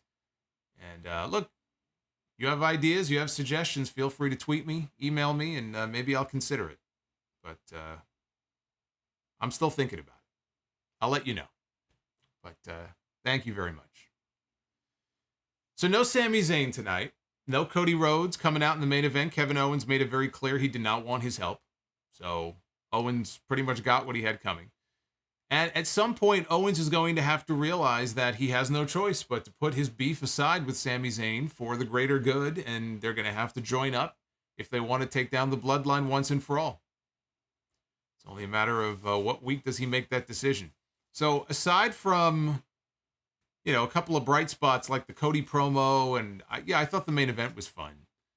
Aside from those two things, not a good show. When you have two things that you can point out on this show, maybe you have more.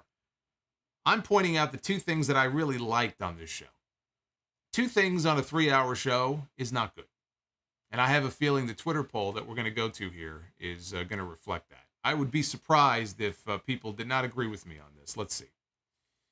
Let's see what the Twitter poll says. Yeah, exactly as I suspected. 39% thumbs up. 37% thumbs in the middle, and roughly 24% thumbs down. So we are sub 40% thumbs up here for this show tonight. That, my friends, is not good. This was not a very good episode of Raw. You try to cherry pick the good stuff, take what you can get, but more bad and really more boring, I thought, than good on this show tonight. So there you go. I'm loving all the GWO emojis. I'm glad you guys are enjoying those. I'm glad you guys are taking advantage of those. Thank you to Steve Mello, by the way, who may or may not be hanging out with us live. I don't know if Steve's with us, but Steve, there he is. I spoke it into existence. I said Steve, and then he popped up in the chat. Steve is responsible for those new emojis, so thank you to him for that. Drehun with some Bane action here. Drehun with the $18 super chat. Thank you, Drehun. I will get to your message here just as soon as I get to all the other ones that I need to get to first. You know who was first tonight 8 hours ago? You know who dropped the super chat on me 8 hours ago? Groovy Goose. I didn't even eat dinner yet, and Groovy Goose already dropped a $4.99. At this point, Ric Flair is a 16-time world champion and a 16-time Sad Tweet of the Week winner. Maybe Charlotte will go for that record as well. Charlotte is coming for all the records. But I don't think Charlotte is going to catch up to her dad as far as sad, pathetic tweet is concerned. Fire Panda has an offer for me. If Omos beats Brock at WrestleMania, I add Omos to be the booker. We don't have to have a contest. Omos is already in.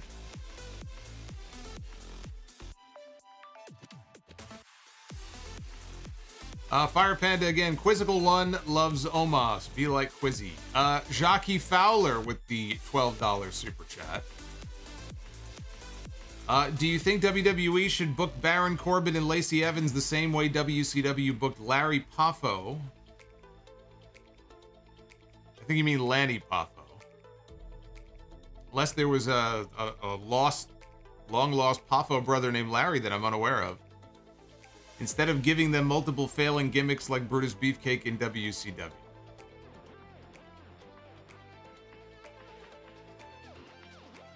Jockey, I don't think that there's any saving Baron Corbin at this point. So I'm not sure whatever idea you come up with for him is really going to make a difference one way or the other. Metal Rules, buy or sell. Whoa, $25 super chat. Metal Rules, thank you. Metal Rules says buy or sell. Dominic goes to his local courthouse to change his last name to Guerrero on the last Raw before WrestleMania. Yeah, I was thinking Vicky is leaving AEW. But I don't think her contract is up until July. That's the only problem. Because if Vicky were free, you could actually bring in Vicky to be part of one of these segments on TV.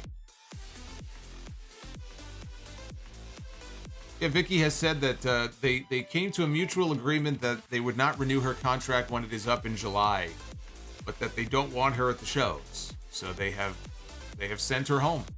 Said your services are not needed here. So I guess she's going to sit out the rest of her contract at home.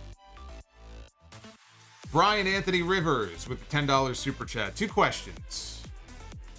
Should the tag team match main event night 1? And if both Uso and Reigns retain, how do you take the titles off of them and who has the best chance of doing that? That's a loaded question that I can't really answer fully, but if it were up to me, the tag team title match would headline night 1. I would headline either with the tag team title match or the Intercontinental Triple Threat over the women's match. Either one I would go with over the women's match. And it has nothing to do with male, female. It's just, I mean, that match just doesn't have any buzz right now going into the show. As far as if the Usos and first of all, they're not going to. The Usos and Roman Reigns are both not going to retain. It's going to be one or the other or neither. We're not going to have all the members of the Bloodline entering WrestleMania with their titles and leaving with their titles. That would be fucking terrible. If they were hypothetically to hold on to those titles, if it were me, when Tommaso Ciampa comes back, I get him and Gargano together as quickly as I possibly can. I give DIY a run, I build them up for a while, and I have DIY take the tag team titles off the Usos at SummerSlam. Now that depends on when Tommaso Ciampa comes back. I don't know how close he is to coming back, but if Ciampa can be back within a month or two, I would do it at SummerSlam, Ford Field. I would have DIY take the tag belts from Jimmy and Jay. Roman, if he beats Cody at WrestleMania, which is a possibility, I think they're going to have him go to 1,000 days. right? Which would be around the time of the King of the Ring. And as far as who takes the title off of him at that point, I don't know. You know, Gunther is a heel, so that really wouldn't make a whole lot of sense. You can say somebody like a Drew McIntyre, but again, these are people that have already worked with Roman before. You would ideally want to go with somebody he hasn't already beaten. I don't know. If it's not Cody, I don't know who they're going to go with. I really don't. I don't know who it's going to be. I know some people are probably still holding out hope that it's Sami Zayn, but it's not. It's not going to be Sami Zayn. Brock Benningfield, Solomonster. I love you, brother, but I can't keep doing these late night Mondays. I'll see everybody on Friday. Well, when you get shows like the one we had tonight, I don't blame you. Dan Teller. Does Cody go over at WrestleMania, or do they continue to have Roman as champion to 1,000 days and beyond? I think Cody should win at WrestleMania. Tariq with the $5 super chat. What's your number one babyface for life moment? Me personally, Randy Orton punting Vince McMahon on the Go Home Raw to 2009 Royal Rumble. Babyface for life moment? Oh, I don't know. My number one babyface for life moment. I don't know if it's my babyface for life moment, but I was highly amused when Bret Hart came out to the ring in 97. I think they were in one of the Canadian provinces. I don't remember which one. And he pulled Vince McMahon's shirt. No, actually, no, I take that back. I'm sorry. He attacked Vince McMahon. And Vince pulled Bret's shirt over his head, like hockey fight style, but like Bret was trying to just like beat the crap out of him. Earlier that year, you had Bret shove him down on his ass and go on that rant in the ring. Those I always enjoy going back and watching those. I don't know, babyface for life though. If I had to pick one,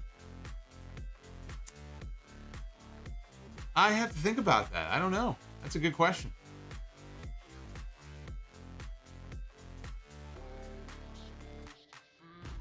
I don't know, you stumped me.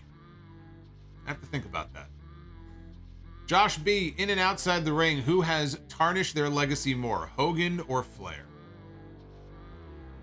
I would say that they have both tarnished their legacies about equally, which is very sad because you could have had two people, you know, as big of a star as Hogan was and Flair, you know, in his day, right? Two of the biggest names of all time, well respected by most people. And they could have retired and gone on to be kind of the well-respected elder statesman of the business. And they have said and done a lot of very stupid things in their careers and their lives that doesn't take away from the success they had. They'll always be up here. They'll be on a lot of people's Mount Rushmore. Frankly, I don't think you can have a Mount Rushmore without Hogan on there. But have they tarnished their legacy? Yes. Which one tarnished it more? I guess that's a matter for your own interpretation. Considering some of the things that Flair is accused of, I am inclined to go with Ric Flair. Angel Silva with a $9.99. While coaching the kids' BJJ class on today, I told one student to get her seatbelt, a BJJ term, and she instead slapped on the hurt lock. Had to stop it since it's an illegal move, but I was a proud coach. Oh, if that were me, I would have probably put on the crossface chicken wing. So I'm the same way. You just gotta lock on those wrestling holds. Brian DeGreen Boy, $2. What's up with the GWO shirt? Any chance of it? There's a chance. We might have to change the logo though if there was actually a t-shirt, because I don't know if Pro Wrestling Tees is taking any more parody shirts. They would consider that a parody of the NWO logo, so the logo might have to change for a shirt if I wanted to do one. Down bad, they're phoning it in with this Asuka and Bianca build. Yeah, it's awful. It sucks. It's terrible. I mean, there's no other way to describe it. It's just bad television. Juan Sanchez, Corey mentioned Wade. That means Jay White is coming. I don't get the connection. Rizzo with the $10 super chat. Good evening, chat and Solo. I was going to ask you if WWE had the guts to do an angle at the Hall of Fame, but you brought up on the podcast. Great point that the Hall of Fame is right before Mania. Yeah, it's the night before. And again, they could do it. They could do it, and then they can use night 1 of Mania to promote it if it were on night 2. So it can be done. It just would be very weird to me to wait until after all of your television is already done to make the match official. Red Emissary of Darkness, Dom, like Solo, has a bad history with BMWs.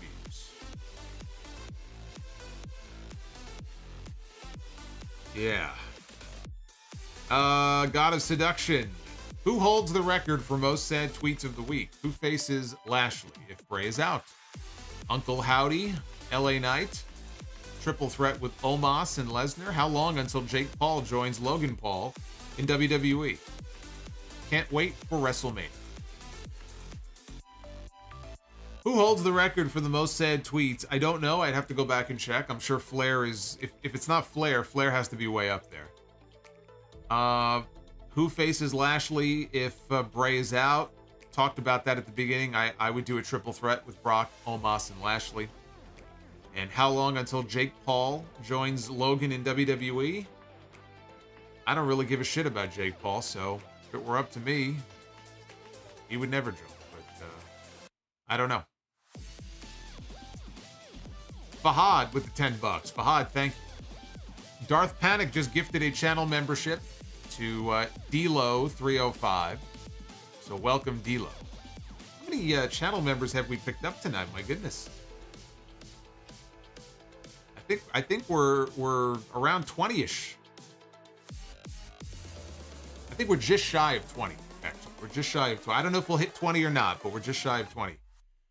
Nick Grosso says, according to PW Insider, Stacy Keibler is going to be the female inductee this year. What a joke. A to the J.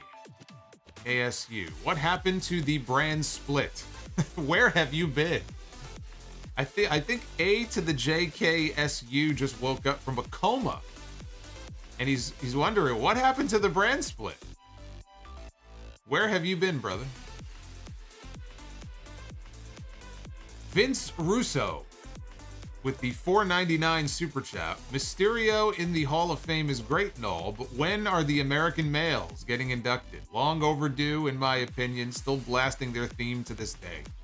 You know, I would sing their song, but the lyrics are just so complicated. It's hard to remember them. I mean, I think those lyrics are more difficult than We Didn't Start the Fire by Billy Joel.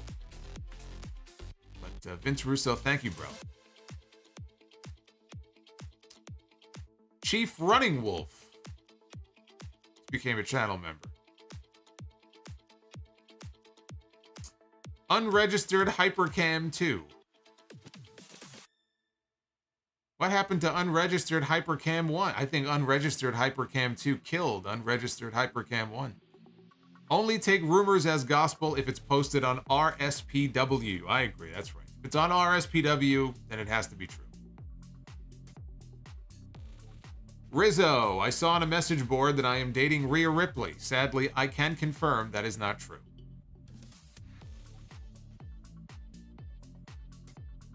Paul Hamilton with that $150 super chat bomb from about an hour ago. Thank you for the congrats on 800 episodes, Paul. Paul, you are the man. Paul's always coming in the clutch, man. He really is.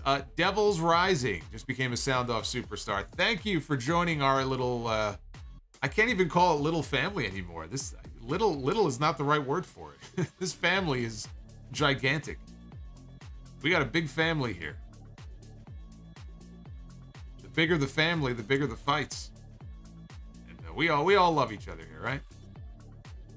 We all love each other, even Bliss Fan. I think Bliss Fan got pissed at me. I haven't seen Bliss Fan. I think Bliss Fan officially split. Lars with the $10 super chat. Longtime listener and longtime lurker finally decided to join the GWO.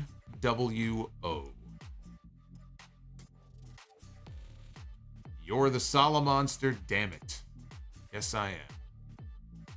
Welcome to the Wolfpack, my friend. Glad to have you. Devils has been a subscriber for a long time. Only felt right to make it official. Become a channel member. We got a lot of lurkers here. We have, I know we have some lurkers who also lurk for a reason because they can't reveal who they really are. But that's okay. Your secret is safe with me. And I will leave it at that. We had Fahad dropping $120 super chat. No message, just dropping some love and support. Fahad, thank you very much.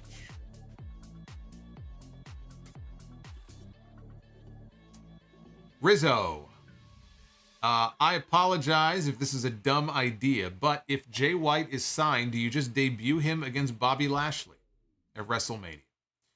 I don't think it's a dumb idea. I wouldn't do it, but I don't think it's a dumb idea. You know, my idea was if they were actually going to have John Cena win the U.S. title at WrestleMania and then have him drop it on Monday, you debut Jay White answering the open challenge and he wins the title from John Cena. That would be a impactful way to debut him. I mean, it would be impactful for him to wrestle Lashley, but I mean, how's that going to go for him? You know what I mean? You're going to beat him in his first match? I don't see Jay White going out there and you know, is it going to be a competitive match? Is it going to be a one-sided match? I don't know. I just don't see that. I don't see him coming in and beating Bobby Lashley in his first match. I mean, it wouldn't be the worst way in the world to debut him against a big name like that, but he'd have to win. So I don't think I would do that. Fire Panda says, I'm not that rich. You don't have to be. Your super chats are perfectly fine. Your super chats are always welcome. You know that. Groovy Goose, the GWO equals the Goose World Order. It's too groovy. I like that. I like that. The Goose World Order. Lakers Pats, Omos Lesnar at WrestleMania is what Andre Hogan was for WrestleMania 3. You must have been, boy, you must be drinking the good stuff tonight. What are you drinking, Lakers Pats? What are you drinking? Don't you learn you're not supposed to mix drinks? When you mix drinks, you get messages like this. It's not good for you. Don't do that. Tony Rogers says, hey man, thank you for your content. Not all heroes wear capes. I could, if I ever lose a bet, I could wear a cape on the show. Jamie Dorsch with the $20 super chat. Which match was worse in Saudi Arabia? Undertaker against Goldberg or Brothers of Destruction against DX? Undertaker against Goldberg. Boots. I always said Corey, and I'll give you one good reason why before I go to that one. Shawn Michaels was in the other match. Enough said. Undertaker against Goldberg was worse. Boots says, I always said Corey Graves is the worst. So Boots does not like... Corey Graves is on my shit list now after that Daryl Hall crack, comparing him to Elias. He can fuck right off with that. Matthew Rice, thank you for the $20. Appreciate it. He's drinking moonshine, says Winston. I think so. I think Lakers Pats is drinking that moonshine out of that flask that Brock had a few weeks ago. Rizzo with the $10 super chat. Do you think the Maximum Male Models gimmick would get over if they had an excuse every week why they can't wrestle like Eva Marie did? The broken nail excuse made me laugh. Yeah, I could see that getting over. I mean, it's not going to be... I mean, it depends. What do you mean by getting over? I think people will laugh at it. They'll find it amusing. But, you know, getting over is kind of a relative term. I don't know if I would say that's going to get them over. Nick Grasso with the $9.99. Did you hear the rumors about Trish turning heel and feuding with Becky going into SummerSlam? If that is the plan for Trish, the turn should happen at WrestleMania to give Damage Control a much-needed win.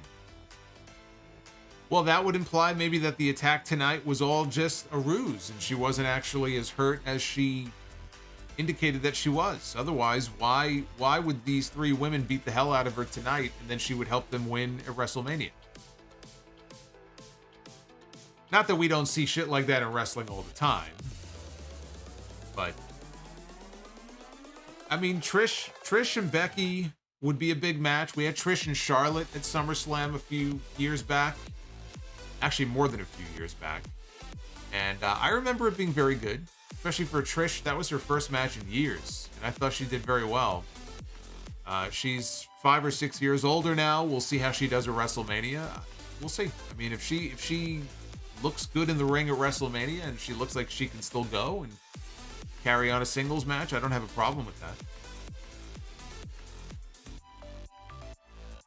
Root with the $50 super chat says, great job, congrats on 800. Root, thank you. Thank you very much. There's Bliss Fan. I was worried about Bliss Fan. You know, Bliss Fan with all these rumors going around and reports about Bray. I was like, Bliss Fan in shambles here. But I'm glad to see Bliss Fan is still with us.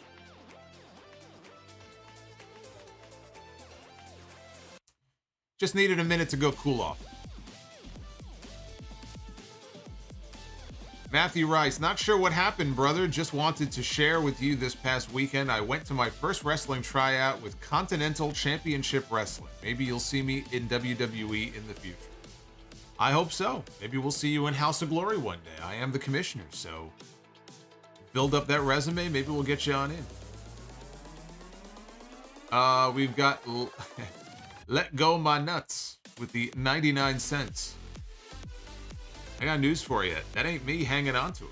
You better turn around and find out who it is that's got a hold of him. DEH Sires, are you going to live stream after Stand and Deliver? Probably not. I don't think I streamed after the NXT show last year. I think I saved it for the podcast the next day. That whole weekend, by the way, is going to be a complete shit show for me. So, I mean, it ends up being the biggest weekend of the year for me and this channel, which is great. But it is just going to be an absolute shit show because we've got the NXT show going right into WrestleMania. And WrestleMania, I'm going to, you know, it's going to be one of these late nights, of course, because we always have our biggest audience for WrestleMania. So we'll have 3,000-4,000 people, 4,500 people, something like that probably in here. It's going to be nuts, both nights, 2 nights in a row. I don't think I'm going to have time. So most likely, I'll be reviewing Stand and Deliver on, I guess that would be episode 802, I think. Yeah, because we have a podcast to do that Sunday. So, oh my God. Oh my God, I'm dreading it already. But yeah, Solomonster's going to be rolling in super chats and subs. I keep telling myself that. We're going to expand the family that night. And we're gonna do well. So let's just put our head down and let's do what we need to do. But man, I'm gonna have to sleep for a week after that weekend. Arabian Night 2000, longtime listener, first time asker. With Bray out, and again, we don't know for sure if Bray is out. We'll just say that. But with Bray out, Bobby should do an open challenge at WrestleMania. Out comes Jay White. What are your thoughts? That's what Rizzo just said. I don't know. I'm not sold on it. I just don't know. I guess it all depends then on how the match is booked, how strong they put over Jay White. I'm not opposed to the idea. It's not what I would do. It really is just all about the presentation. All about the presentation and how he's booked and how strong he's made to look. Does he go over in that match? I wouldn't debut him and have him lose. Are they going to bring in Jay White and have him beat Bobby Lashley on night 1? I don't know. I don't know if I see them doing that.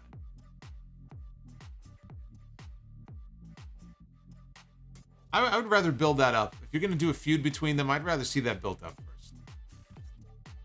DG says, first learned about you from your This Week in Wrestling History videos and have been lurking for years. Here's some patronage cheers. DG, thank you for the $5. I think DG is also a new channel member, so thank you, sir. Yeah, by the way, those This Week in History segments, I had a lot of people who actually first discovered the podcast by those segments, and they are all up in a playlist on the channel. So if you ever want to refer back to them, or if you never saw them, listen to them. They're not video. They're clips, audio clips from the show, but they're all organized in a playlist on the YouTube channel. So they're always parked there for you to go back and listen to. Dr. Dakota Scorpio says, Charles Manson, the leader of GWO. Charles Manson? He might be referring to Charles Mason. I hope you're referring to Charles Mason, our crown jewel champion in House of Glory, who I'm trying to take down as we speak. Sick fuck. Drehund with the $18 super chat. What is the hardest part about getting someone into wrestling? I got into it because nearly my whole family raised me on it. One of my fondest memories is watching the Pipe Bomb live with them. I mean, the hardest part about trying to get somebody, I would think, into wrestling would just be if they've never watched it, they just don't understand it, trying to explain to them what the appeal is, you know. A lot of people say, oh, it's a male soap opera. It's no different than watching a television show. If you like stories, they have stories.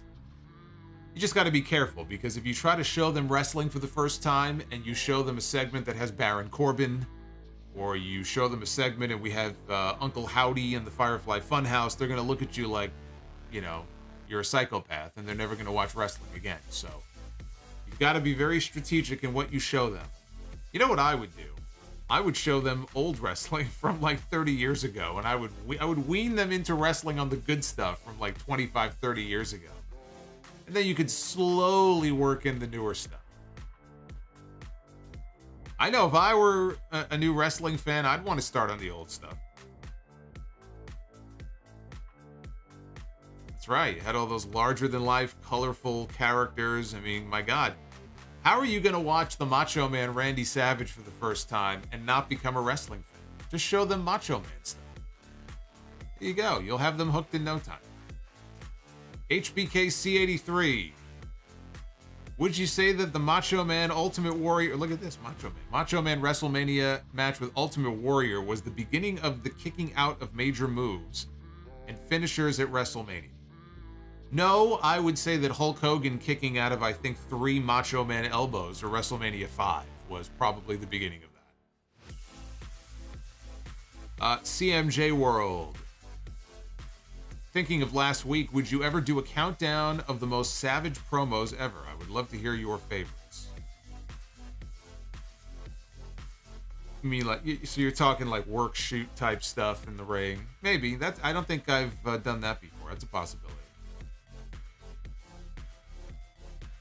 Rizzo, devil's advocate on Drew against Roman. Drew did not lose clean to Roman, so Drew would have that as an explanation. Yeah, but, you know, I don't know. They kind of lugered him in a way, you know? But it's not the first time. He lost to Roman at Survivor Series also. That wasn't a title match, but it's been done. You know, it's been done a couple of times. You could do it, but ideally it would be somebody who Roman has never been challenged by before, who's really over, really has the support of the fans. And Drew has the fan support, but I just feel like it's just been there, done that with him. You know? I think he could be champion again one day, but I don't know at this point that he's the one to beat Roman. God of Seduction, Roman is retiring with the belts. He is going to Hollywood. He's just going to take the belts with him on the movie sets and just keep it. Just that's it. That's it, right? Vince is back, and Vince is determined to break Bruno's record. Bruno had the belt for 8 years, so he's just going to keep the belts on Roman for the next, 5 years or so. Is that the plan? Let's beat Bruno. Reagu, $5. A daddy monster. How would you book a full CM Punk heel turn to wrestling? I guess the easiest way would be he goes back to AEW and he feuds with the Elite. But I feel like if he were to come back You know, would he be a full heel? You'd probably have like a mixed reaction. I don't know if he would end up being a full heel. I like the idea of Punk and FTR together, but FTR is beloved. Did you see the reaction they got on Dynamite on Wednesday? It would be hard to turn those guys heel. There's a way to do it. I mean, Punk, believe me, Punk, I'm sure, could go out there, cut a promo, and get the people hating him within 2 seconds if he wanted to. But, yeah, the Punk and the Elite stuff would strike me as being the most obvious thing. Crowfeather Media, so the man who brought Doink the Clown on crack is off WrestleMania. Imagine my shock. Doink the Clown on crack? Alright. CMJ World, would you be down for a rivalry between MJF and John Cena for WrestleMania next year? If not for anything else, but for the promo battles alone. I don't know about it. An MJF promo in WWE, though? How watered down would that be? What would an MJF promo in WWE look like? I don't know. I think him and John Cena, he would have fun with that. MJF would definitely have some fun healing on Cena in those promos. But I don't think MJF is going anywhere. Sam Dankman Weed with $10. 800 episodes of The Sound Off. And De La Soul's musical catalog now available to stream. I would say this is a good week. P.S. Solo looking like a prime Mr. Furley with Riz. Mr. Furley? Mr. Furley is like 1,000 years old. How much weed have you done tonight? You talking about Mr. Furley from Three's Company? He's an old man. What's the matter with you? Comparing me to Mr. Furley. Drehun, GWO squashes the cult of Cornette. Easy. I don't know. They got a few 100,000 YouTube subscribers on us here, so we got some catching up to do there. Darth Panic, who gets called up to the main roster after WrestleMania? I think Braun Breaker is losing the NXT Championship at Stand and Deliver, and I think he's going to get called up. I don't know if it would be on Raw that Monday, but I think he'll be called up not long after that. And I think Grayson Waller is going to get a call up also. Love Lie. As the Hog Commissioner, do you know if your champion acknowledges the tribal chief? Our champion does not acknowledge the tribal chief. Our champion actually was acknowledged by some fans in the crowd on Friday who held up a sign saying, "I acknowledge Fatu." And he pointed to their sign and he put his finger up in the air. And everybody in the crowd put their finger up to acknowledge the tribal chief of House of Glory, which is one Jacob Fatu. I said on the podcast, I said, man, you know, I'm glad we've got Fatu. I love the fact that he's our champion. He's a tremendous performer. And I hope we have him for a very long time. And MLW is very lucky to have him as well. But man, the idea of him coming into WWE, when the time comes, if let's say the Usos and Solo and all of them have just had it with Roman shit, and they kick him out of the group, and they replace him with Jacob Fatu, who becomes almost like the new tribal chief, right? Not that he's going to copy everything Roman does, but Roman goes away for a while, right? After this run that he's had, he's going to take a few months off, and Jacob Fatu kind of takes his place. I think that would be fantastic.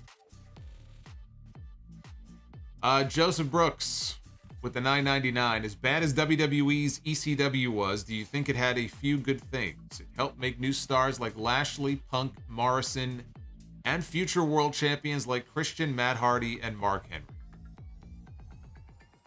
I think a lot of those guys would have done fine regardless of whether or not there was an ECW. I wasn't a fan of the brand. You know, I was never into the WWE version of ECW. You know, I watched it for a while. I still remember that hardcore match Ric Flair had with Big Show, where he landed on the thumbtacks. So I've got some memories of the brand, but yeah, I mean, I'm not saying it was all terrible. It was just not something that I was always paying attention to. it gave a platform to some of those guys. I guess in a way, it was almost like, in a way, kind of like a version of NXT. Think of the black and gold NXT when they had all those indie guys on the roster going out there and having those great matches. It's kind of like an early version of that NXT in a way, but I don't know. I was never really into it. Cameron Spencer with the $4.99. I'm a huge Retribution fan. Bringing it back would help Yim, Dijak, and Ali get back on their feet. WWE has a lot of stables. Are you down for that? Am I down for a Retribution reunion? No. No, I don't think that's a good idea at all. Sorry, I just don't. Dijak just finally got away from the T-bar shit. You wanna bring back the stain of Retribution upon this man? Why would you do that to him? He's trying to carve out his own notch for himself in NXT finally. And you're gonna bring him back to Retribution? God of Seduction, buy or sell Naked Midian or Big Dick Johnson? I'm gonna give you the correct answer, which is a sell on both. They can beat the hell out of each other for all I care. Devin from NJ, buy or sell, going moose hunting with Brock or playing basketball with the Elite? I would probably go moose hunting with Brock. I feel like we would get along. He gets along with Heyman. I feel like he would get along with me. Shawnee in the Wrestling. If WCW had won the war, wait. This is I gotta translate this. If WCW ahead won the war, what WWE arenas would they have in their 2K games, as WWE has Halloween Havoc 97 or Startcade 95 or Nitro? This sounds like an autocorrect nightmare. So I think what he's saying is, if WCW had won the war, what arenas would they have of WWE in their video game? Probably some of the WrestleMania ones, I would imagine. I think it'd be cool to have the Royal Rumble 2001 with the taxi cab above the small entrance. That would be cool. I don't know.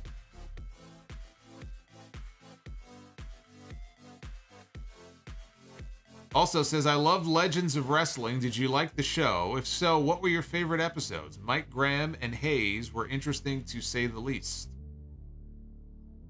You talking about the old 24/7 WWE Legends of Wrestling roundtables? I watched all of those. I thought they were great. They had Flair on there. They had Foley on there. I don't remember all of the episodes, but I enjoyed all of them. Dusty was on there. The one with, I think Dusty was on a bunch of them. There was one with Dusty, though, and I don't remember exactly. Oh, God, he told a really funny story on one of them. And I don't remember what it was about.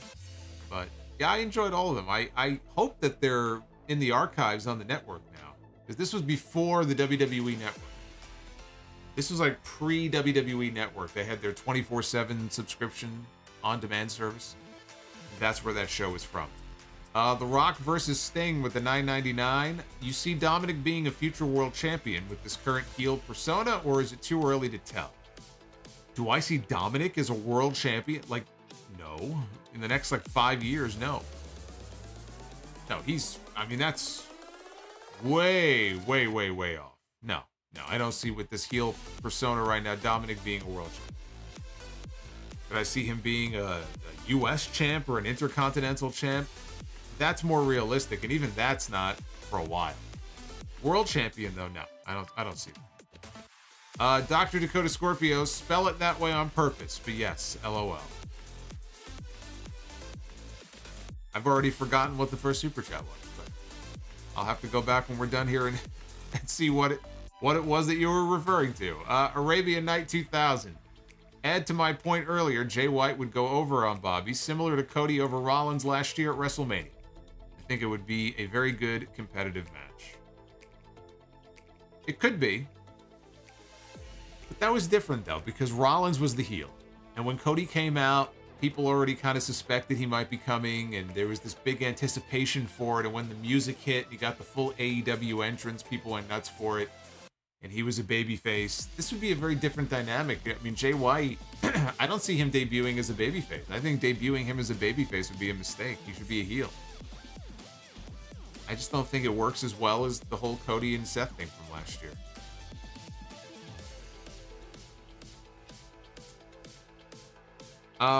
Wink the Cosmic Grandma with the $4.99 super chat. Are we really 8 likes away from 600? That's great.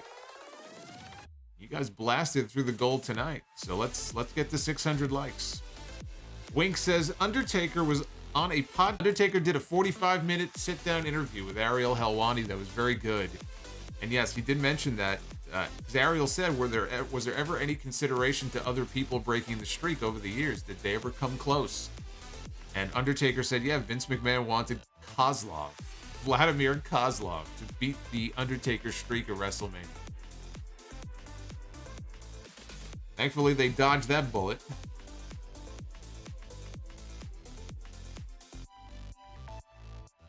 Matthew Rice, with everyone giving their congrats, it would not feel right if I didn't do the same. Congrats on achieving 800 episodes.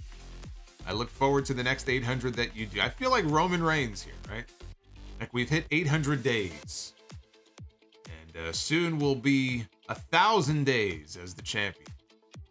Before you know it, it's going to be 1,000 episodes of the Sound Off. Then we're going to have to do something special for that. Mario DeRose, WrestleMania Grand Spectacle theme or the 90s WrestleMania song, Buy or Sell. I love that 90s song. So cheesy, but I love it. If the Grand Spectacle song you're talking about is the one from the late 80s, though, I have to go with that one. God of Seduction, what is TNA? Says Flair, years before he joined. Yeah. Then they flashed money in his face, and he was more than happy to carry the flag for TNA. Devin from NJ, hashtag Top Solomonster. Top Rope. Top Rope Solomonster. Thunder Force 2000, what is your favorite finish to a Bret Hart match where he did not use the sharpshooter? Oh my goodness. Well, he used the La Magistral Cradle on the Bulldog at the In Your House in Hershey in 95. So that was cool. I always liked the Victory Roll finish with Bam Bam at the King of the Ring in 93. That was before I ever knew the story about him farting on Bam Bam's face on that finish. It's just... I'll never be able to forget about that now whenever I watch that match back. Apparently it was really bad, too. Yeah, Bret was great because there were a lot of matches where he won without his... actually, every match at the King of the Ring tournament that he won in 93, he didn't win with a sharpshooter at any of those matches. But the Victory Roll finish is probably my favorite.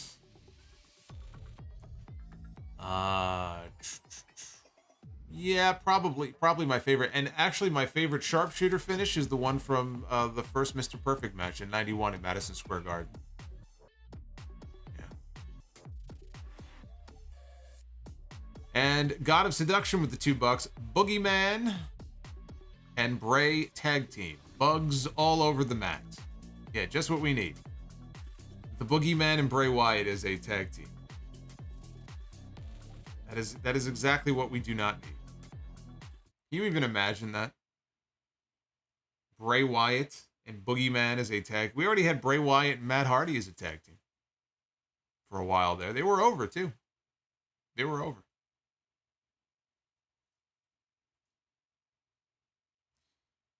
So I think that is... I finally got through all of your messages, which it was crazy. That was a crazy whirlwind of super chats here. I'm very impressed by your persistence tonight. So many questions and Some good questions in there, too. Thank you for all of the support, by the way, and all of our new channel members. We have brought in well over 20 new channel members tonight, so that's great. Weird Animal Hates You with a $5 super chat. Bray makes me feel like I'm too old to watch wrestling. I never liked it. Fiend reminds me too much of Doink in ECW. Oh, was that Matt Bourne's Born Again gimmick that he did, where it was like he had like half the Doink paint on his face? Yeah. Anyway, let's see those, for all of our channel members, let's see those B2B emojis. We got the Be the Booker emojis because it is time. You guys smashed the goal tonight, and so it is my gift to you. It is the gift of Be the Booker. Ladies and gentlemen, it looks like my head is on Walter's body. Look at this. Booker. I've never looked better. I've never looked better. I am the ring general. Look at this. Timing of that was just impeccable. My head was on Walter's body. His newly, look at this, his newly lean, chiseled body. I've never looked in better shape in all my life.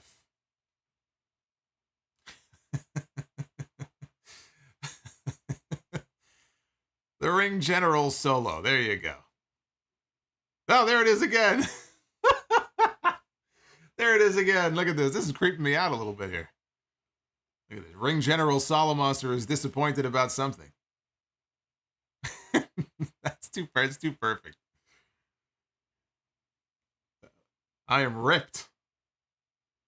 Look at that. I'm getting in WrestleMania shape. That's right. Luis. Luis Belmont Show with the $5 super chat. Rey against Dominik should happen at WrestleMania. Inglewood would love to see Dominik learn his lesson in respect. Well, Luis, I think you're going to get your wish. All right, so let's kick things off here with the men's Be the Solo Gunther super chat coming soon. The Solo Gunther. The Solo Gunther. That's not bad. That's not bad. All right, let's see. We begin here with Kurt Angle. One of the GOATs. Kurt Angle. The man. This is Kurt Angle. This looks like 2003. I'm gonna say 2003 Kurt. He was beat up, but man, Kurt from 0203 was a machine. Absolute machine. Kurt Angle going to be going one-on-one with, well, we were just talking about him earlier, the Demon, Finn Bálor. The Demon. I was just talking about the Demon. Then he appeared on my screen. It's funny how that works. Kurt Angle and Finn Bálor would have been a hell of a match. Kurt Angle and Rey Mysterio had a great match at SummerSlam back in 2002. I would say one of the best SummerSlam matches of all time. I think Angle and Finn Bálor could have one too. Absolutely. That would be a great one. So we're off to the races here. I like it. Kurt Angle wins that match, by the way. But it's a close match, but Kurt, got to give Kurt the win. So on the ladies' side, we begin with the lovely former Divas champion Maryse. Mrs. Miz. Miz is a very lucky man. Maryse go one-on-one with Nikki Ash. ASH. I call her Nikki Ash, not Nikki Ass. Nikki Ash. Although the gimmick was ass. That is a fail. Let's load up the tag teams. Here we go. Let's get the hell out of here. Let's get the hell out of that one. Go to the tag teams. So we're 1 for 1. Let's go for the tiebreaker here. And we begin with, oh, here it is. This is what I grew up on right here. This is what I grew up on right here. Hulk Hogan and the Macho Man Randy Savage with the lovely Miss Elizabeth in between them. The Mega Powers, who shockingly never had a tag team title run. I mean, if it was today's wrestling, they would have been tag champs at least 2 or 3 times. But no tag team title run for Hogan and Savage. But this is what I grew up on right here. This was my jam. It's the Mega Powers, man. One of the best. That breakup angle in '89 is still one of the all-time great angles this company ever did.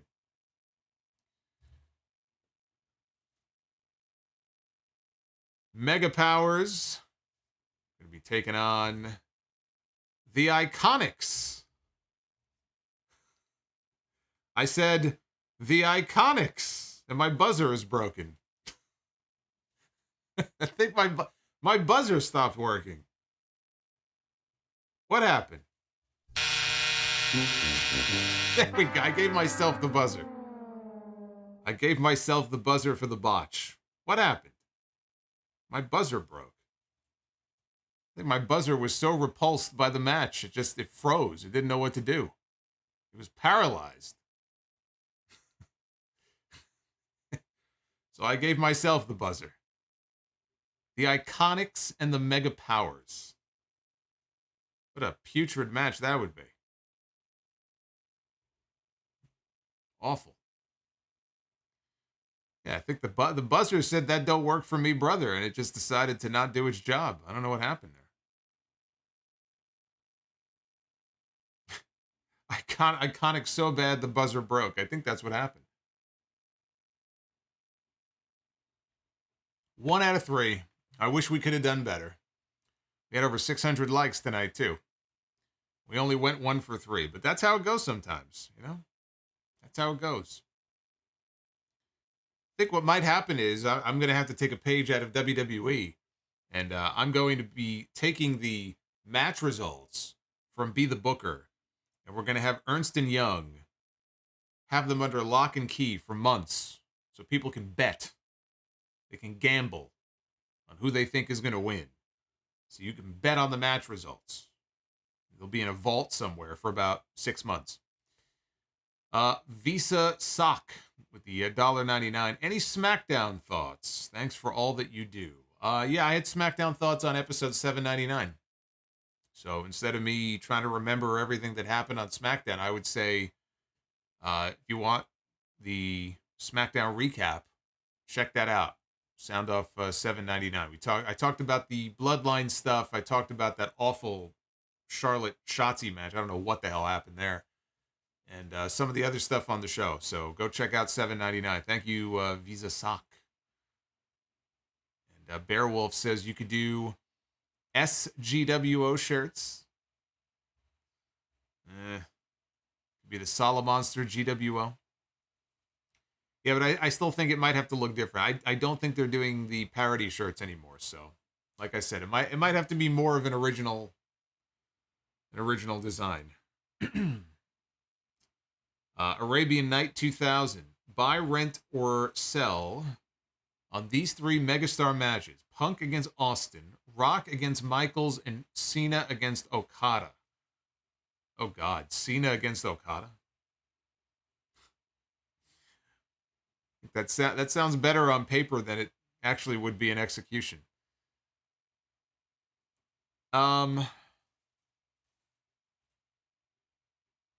Austin Punk, Rock and Michaels, Cena Okada.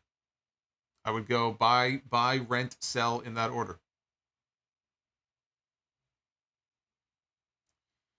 Tyler, Bobby against AJ Styles if AJ is healed by WrestleMania.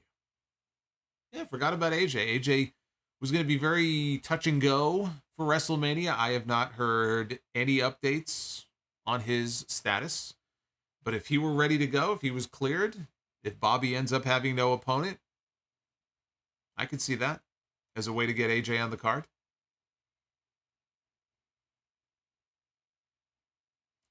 Tyler says, LA Knight against Stone Cold. Do you think it is happening? I think that the idea was pitched, and I think there's a chance that it could happen. I don't know if it would actually end up being a full-blown match. It could end up being more of a segment where LA Knight comes out and says, I told you I would be... It's LA. I told you I'd be at WrestleMania. Anybody wants to come out? Glass breaks. Out comes Austin. They have kind of a quick brawl. Right? Austin beats him up. Kick, wham, stunner. There you go. Doesn't even have to be anything formal. They don't even have to ring the bell. So yeah, I think there's a better than decent chance that Austin will do something with him on that show, whether it's an actual match or not. He's certainly in shape for it. If you've been following him on Instagram, he's certainly ready. He could certainly do that. He could do that segment if he wanted to.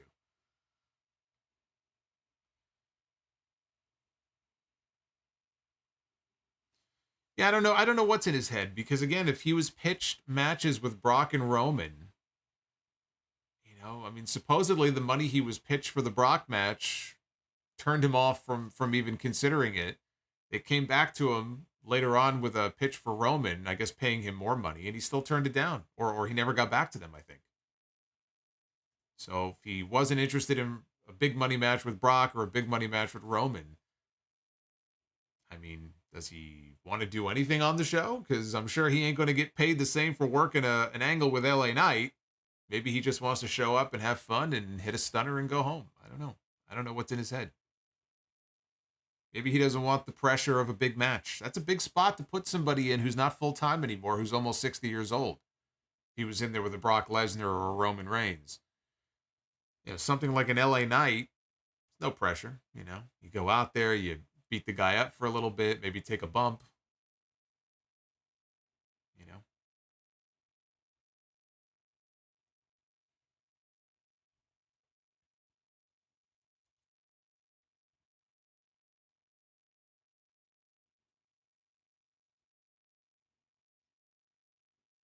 Would a Cody against Jay White program be plausible after Mania?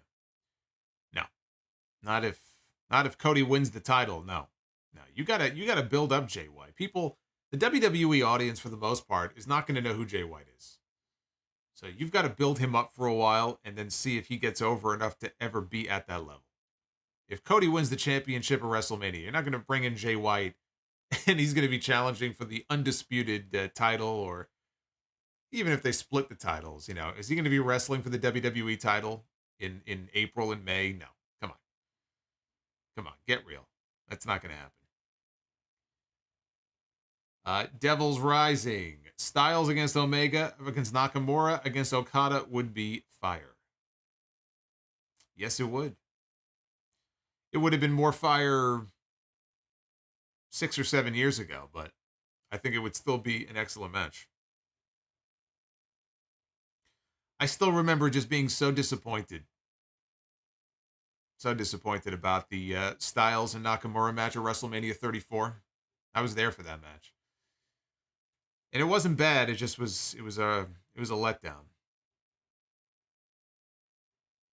Austin Tucker in the chat wants to know, was John Cena really that bad as people say he was?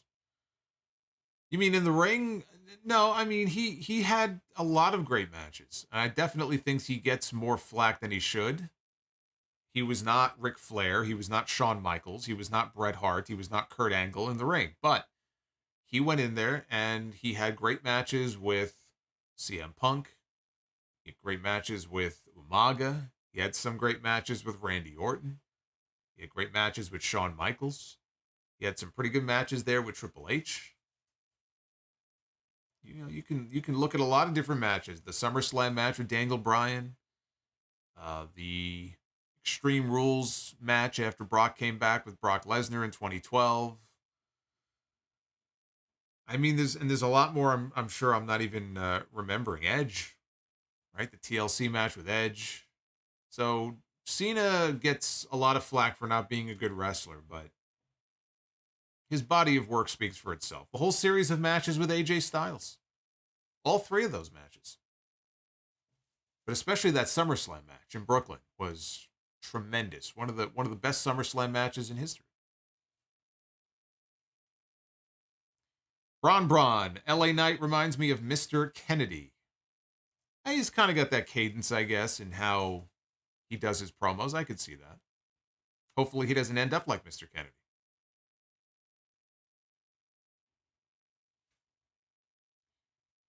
Way too loud calling spots. Well, that is one of the big black marks on him. His spot calling in that tag match he had in December was as bad as I have ever seen it. So I'm kind of dreading what that's going to sound like when he gets in there with Austin Theory, especially if Cena's going to be the one leading the match. It could be very bad. His spot calling is atrocious. Absolutely awful. But that doesn't make him a bad wrestler.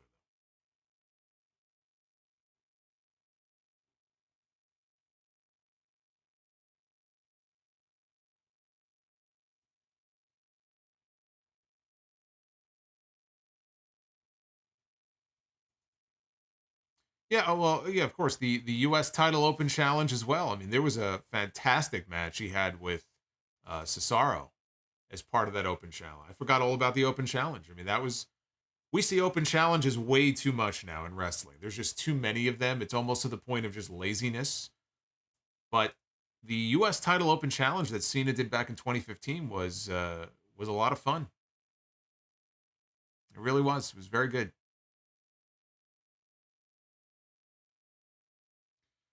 Speaking of open challenges, Wes Lee, excuse me, Wes Lee is doing an open challenge gimmick in NXT right now for the North American Championship. The idea that I floated on the podcast on Sunday was Dragon Lee is in NXT now. We saw him on TV on Tuesday. I think the way you debut him in the ring at Stand and Deliver is by answering the open challenge of Wes Lee. You open the show with that. You open the show with Wes Lee and Dragon Lee for the North American title. Like, boom, there it is. That's how you open the show. You want to open the show in a takeover-esque way, that's how you do it. You want to establish Dragon Lee as somebody on day one, that's how you do it. And you have him win the North American title from Wes Lee. Sam Dankman-Weed, is Kenny Omega big enough to keep his name in WWE? Also, is Chelsea Green the only female on the Raw roster that wrestles under her real name? Well, let's see. Alexa Bliss is not her real name. Bianca Belair is a takeoff, I think, of her name, but not her real name. Candice LeRae is not her real name. Piper Niven is not her real name. Asuka is not her real name. I don't think. Who else? Who am I missing? Becky Lynch, right? Becky. Well, no, that's not her. What am I talking about? That's not her real name. Trish Stratus is not her real name. Lita is not her real name. Bayley is not her real name.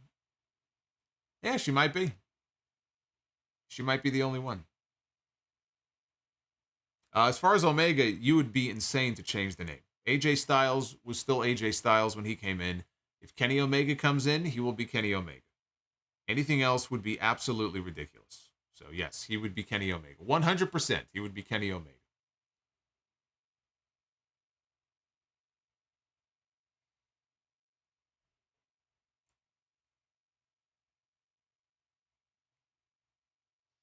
Candice LeRae is her real name. Well, technically, she would be Candice Gargano. I mean, let's be technical about it. But Shayna Baszler and Ronda Rousey, yeah, but they're on SmackDown. Kenny, oh boy, Kenny Beta. So he's gonna go from or Kenny Alpha, right? Kenny Alpha. Got to put their little spin on it somehow, right? Omega becomes Alpha. The Rock versus Sting drop at a $4.99 super chat. You see Solo Sikoa getting an Intercontinental title run sometime this year. Yeah, I could see that. Richie Rich with the $4.99. Are there any wrestling reunions you wanted to see happen, but due to outside circumstances, it could not happen? Reunion. Well, I want a Hurt Business reunion. Haven't gotten that yet. Hopefully we see a Shield reunion one day just for old time's sake, but that's probably not happening for a very long time.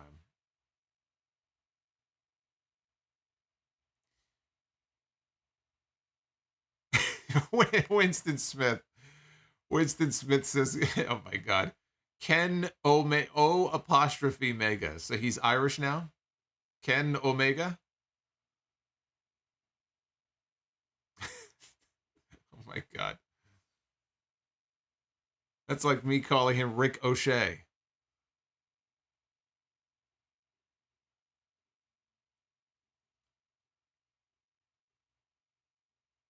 Yeah, if Jay White comes in, he may not be Jay White anymore. But even if he is Jay White, I don't think he will be Switchblade. He will not be Switchblade Jay White. He might be Kendo Stick Jay White, but he will not be Switchblade Jay White. I see. Steve just set me straight. He said Ken Omega is Rick O'Shea's second cousin. I see. Second cousin removed, I think. So that now the family tree makes sense.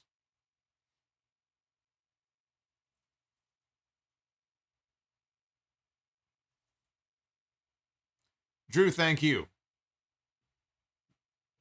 Appreciate that. All right, so this has been fun. Wow, we're 2 hours and 20 minutes into this. We almost have our own Raw length stream here. Hopefully my show was more entertaining than the WWE show tonight. But thank you for all of the Super Chat. You guys brought it tonight, man. I don't know what I did to deserve that, but man, you guys killed it tonight. All of our new channel members, welcome, welcome. Sam just dropped $2 and says Saul O Monster.